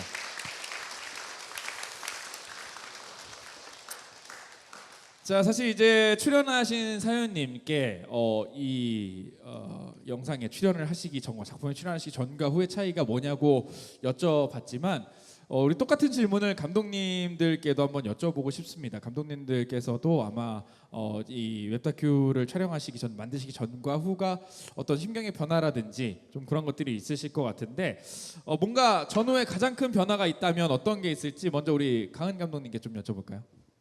네, 저는 그 누군가의 힘든 얘기를 들으면 뭔가 이런 표정이나 이런 목소리로를 보여줘야겠다. 이런 뭐랄까 공감에 정답이 있다고 생각을 했던 것 같아요. 그래서 이 사람이 힘든 얘기를 하면 그래 잘 들어주고 너무 힘들었겠다. 이게 어떤 공감의 정석이라고 생각을 했는데 이 촬영 전에 출연자분들이랑 인터뷰하고 그리고 촬영하면서 얘기하고 이러면서 느꼈던 거는 누군가의 회복을 돕거나 얘기를 들을 때 가장 중요한 게 그냥 지치지 않고 계속 질문해 주는 거구나. 왜냐면 막 가끔 길에 어떤 할머니나 할아버지가 갑자기 이렇게 뭐 붙잡고 막 뭐 토로를 하세요. 근데 그게 막 뭐 해달라는 게 아니고 그냥 자기 얘기 들어달라고 하시는 거잖아요. 그러니까 사람들이 사실은 이 각박한 세상에서 얘기 하나 하기 어려운 잖아요. 뭐 감정 쓰레기통이라고 어떤 좀 안 좋게 말하는 말도 있고. 그래서 대신 저희가 이제 여기 촬영 그 다큐멘터리에서 보여드렸듯이 어떤 상호 간의 지지가 있고 좀 안정적인 상태에서 서로에 대해서 계속 마음을 물어보고 살펴보는 게 공감, 좀 진정한 공감 중에 하나이지 않을까라는 걸 좀 새롭게 깨달았고, 그리고 막 처음에는 되게 무서워했던 것 같아요. 이분들이 다치지 않게 조심해야겠다, 이런 좀 보수적이고 소극적인 태도로 촬영을 임했다면 갈수록 정말 다양한 모습이 있구나. 트라우마를 가진 사람들도 열이 있고 되게 취약한 부분도 있지만 그에 상응하는 강하고 다채롭고 아름다운 부분이 있었기 때문에 그분들과 함께 시간을 보내면서 저도 많이 도움이 됐습니다. 네, 그렇습니다. 우리 또 강은 감독님께서도 이 작품을 만드시면서 정말 여러 가지 느낌을 느꼈다라는 생각이 드는데요. 마찬가지로 우리 다솔 감독님께서도 또 전후의 어떤 차이를 느끼셨을 것 같아요. 네, 어떤 차이가 가장 크게 느껴지시던가요? 네, 저는 이 프로젝트를 하는 과정이 저한테 아주 큰 인생의 전환점이랄까 그랬는데요. 일단 하나는 유튜브 가보시면 아시겠지만 저도 하나를 출연을 해요. 그 아까 말씀드렸던 것처럼 제가 트라우마가 있어서 내 트라우마 장례식을 열고 싶어가지고 근데 혼자 하면 너무 부끄러우니까 사람들 모은 약간 이런 거였거든요. 그래서 이제 또 부끄러워가지고 제일 마지막 화에 다른 사람이랑 같이 이제 공동 주인공으로 이렇게 나오는데 약간 이거를 하는 동안 그 화에 출연을 하면서 치유된 것도 있지만 이 감독으로서 일을 하면서 사실 영상에 나오는 출연자분들 볼 때마다 아까도 그랬는데 너무 대견하고 너무 사랑스럽고 너무 아름답고 이런 생각이 막 감정이 막 들어서 막 맨날 이렇게 눈물 살짝 나왔다가 진정해 막 이럴 때가 많은데 그런 눈으로 스스로를 조금 볼 줄 알게 된 것 같기도 해요. 뭐 완전히 저를 그렇게 보진 않지만 어쨌든 그런 따뜻한 마음으로 스스로를 좀 보게 되는 것 같기도 해서 실제로 이 프로젝트를 하고 나서 뭐 트라우마 때문에 뭔가 힘들었다거나 이런 게 정말 전혀 없었고 또 나머지 하나는 이제 저는 본업이 다큐멘터리 감독은 아닌데 사실은 다큐멘터리를 굉장히 하고 싶어 했었어요. 근데 이제 뭐 생계를 위해서 이제 본업을 갖고 뭐 굉장히 오랫동안 이제 영상 작업에서 이제 멀었던 삶을 살았는데 뭐 5년에서 7년 정도. 근데 이거를 하면서 네 약간 꿈을 이루고 있다 약간 이런 네 마음이 들었어가지고 그런 두 점에서 저에게 굉장히 큰 전환점이었다라고 할 수 있을 것 같습니다. 아, 네, 그렇습니다. 제가 굿바이 트라우마 그 채널에서 영상들을 쭉 보고 있었는데 아직 그 다솔 감독님이 직접 출연하신 에피소드를 못 봤거든요. 네. 네, 알겠습니다. 이따 꼭 가서 보도록 하겠습니다. 본인이 직접 출연하신 에피소드에서도 본인이 우쿨렐레를 연주하시는 네, 맞아요. 해요? 맞죠. 저 지금 그래. 이 정도면 거의 그냥 우쿨렐레를 연주하고 싶으셔서 영상을 찍으시는 거 아닙니까? 맞을 수도 있어요. 알겠습니다. 자, 여러분들도 우리 다솔 감독님이 또 직접 출연해서 또 들려주는 이야기 궁금하실 것 같으니까요. 굿바이 트라우마 채널 한번 방문해 보시면 좋을 것 같습니다. 자, 우리 감독님들 두 분의 이야기 그리고 우리 출연하신 사유님의 이야기도 함께 들어봤습니다. 이 굿바이 트라우마라는 작품이 뭐 관객분들뿐만 아니라 뭐 출연자 그리고 제작자까지 모두 이렇게 성장하시고 조금 이렇게 달라지고 극복하는 데 도움을 준 것 같은데 자, 오늘 또 함께하신 우리 전문가 하 교수님께서 보시기에는 우리 굿바이 트라우마 프로젝트 이 영상 어떻게 생각하시는지 궁금합니다. 예, 지금 우리가 트라우마라는 단어에 대해서 제일 많이 알고 있는 건 PTSD, 외상후 스트레스 장애라는 그러니까 트라우마가 사람을 어떻게 힘들게 하는가. 근데 연구를 쭉 하고 그냥 베트남 전쟁이나 사실 전쟁에서 나온 얘기거든요. 근데 그게 나중에 사회로 들어와서 일반적인 삶에서도 있을 수 있다 이렇게 봤는데 쭉 보니까 꼭 그런 같은 사고를 당했는데 어떤 사람은 너무 힘들어하는데 어떤 사람은 도리어 엄청 튼튼해져. 그래서 그걸 흔히 우리 역경을 겪고 일어났다라고 얘기를 하죠. 그럼 우리 아침 방송 이런 데 가면 오랜만에 나온 외국 연예인들 보시면 막 너무너무 힘들게 살다가 다 막 되게 잘 지내게 되고 이런. 그래서 그 후에 외상 후 성장이라는 부분에 대한 연구가 꽤 진행이 됐어요. 그래서 둘을 비교한 얘기들이 되게 많은데요. 가장 대표적인 게 미국에서는 이제 9.11 사건이 너무너무 큰 사건이잖아요. 미국 전체에 대한 큰 트라우마고 그래서 미국의 그 일 덕분에 옛날엔 딱 경험한 당한 사람만 진단할 수 있었는데 이제는 그걸 본 사람도 진단할 수 있다. 그리고 진단 기준이 바뀔 정도인데 전반적인 컨센서스는 40% 정도에서 되게 힘들 수 있지만 40%는 도리어 성장하더라. 내지는 그리고 가족과 더 돈독해졌다. 그리고 난 또 이타적인 삶을 살고 싶어한다. 나의 삶을 감사하게 하게 됐다라고 얘기합니다. 즉 내가 가지고 있는 회복 탄력성이라고 얘기하는 그러니까 스트레스가 있지만 힘든 부분에 대해서 내가 그것을 빨리 회복할 수 있는 능력이 더 좋아지게 되는 사람들이 9.11 관련된 분들을 쭉 보니까 65% 정도 도리어 내가 옛날보다 그 생존자들은 훨씬 튼튼해진 것 같아요 라는 얘기를 하는 사람도 많다는 거. 지금 어떤 일이 내게 일어났을 때 그게 나에게 치명적인 비극이라고만 생각하지 않았으면 좋겠다는 얘기를 드리고 싶은 게 그런 면에서 오늘 사유님이 아까 얘기하신 부분에서 참 인상 깊은 건 내재화된 내면화된 폭력 그리고 내가 내가 나를 가해하고 내가 나의 피해자가 돼버리는 이상한 사이클에 들어가는 건 아니어야 되지 않나? 라는 이야기가 무척 인상적인 것이죠. 바로 그 부분들에 대한 지금 심리에서 얘기하는 우리의 이야기는 자기 연민이거든요.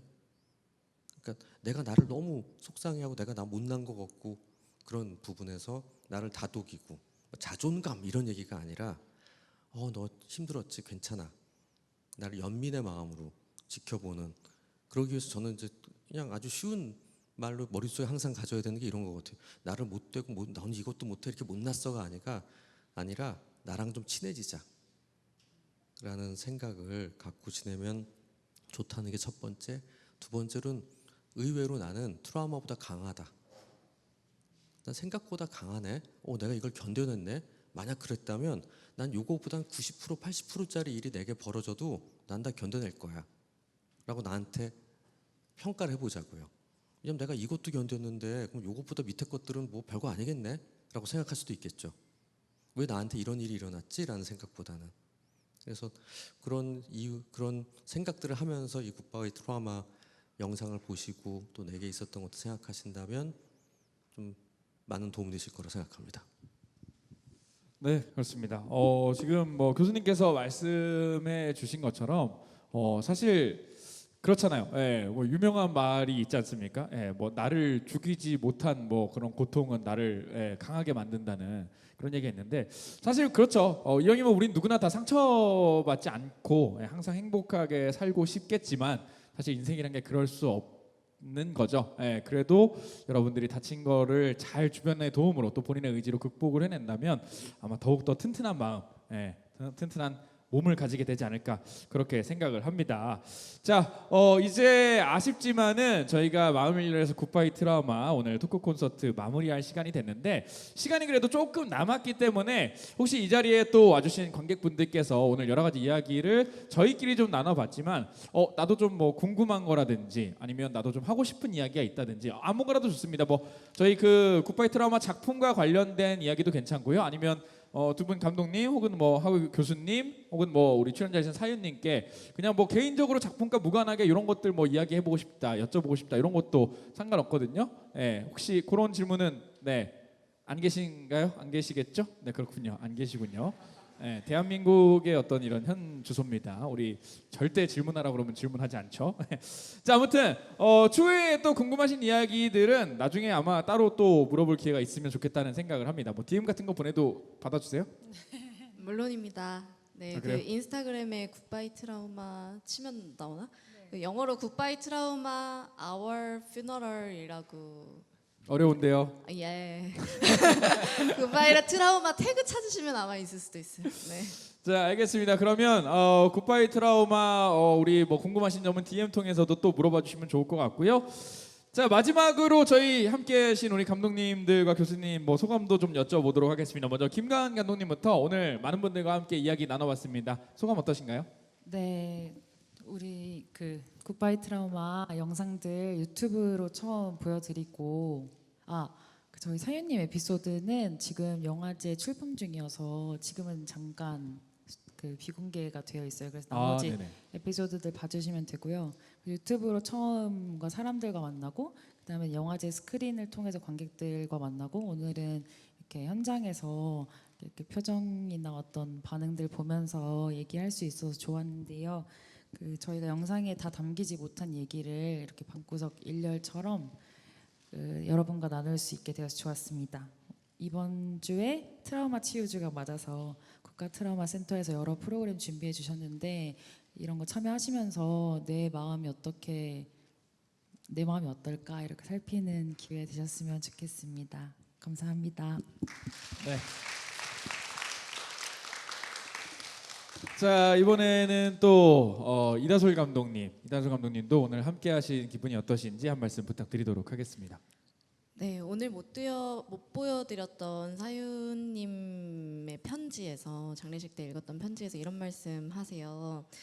우리에게 이런 이야기를 들려주는 사람들이 있었다면 어땠을까? 아마 덜 아프고 덜 외로웠겠지라고 썼었는데 대체로 트라우마까지 남게 되는 사건들은 대중미디어에서 이야기되는 것과 굉장히 다른 형태의 모습이거나 아예 다른 주제인 경우가 많은 것 같아요. 사유님이 겪으셨던 남매폭력이라는 것도 찾아봤을 때 이름조차 제대로 우리나라에서는 좀 얻지 못했던 그런 거였는데, 그런 일들을 겪은 사람들이 느끼는 주요 감정 중에 하나가 지독하게 외롭다는 건 것 같아요.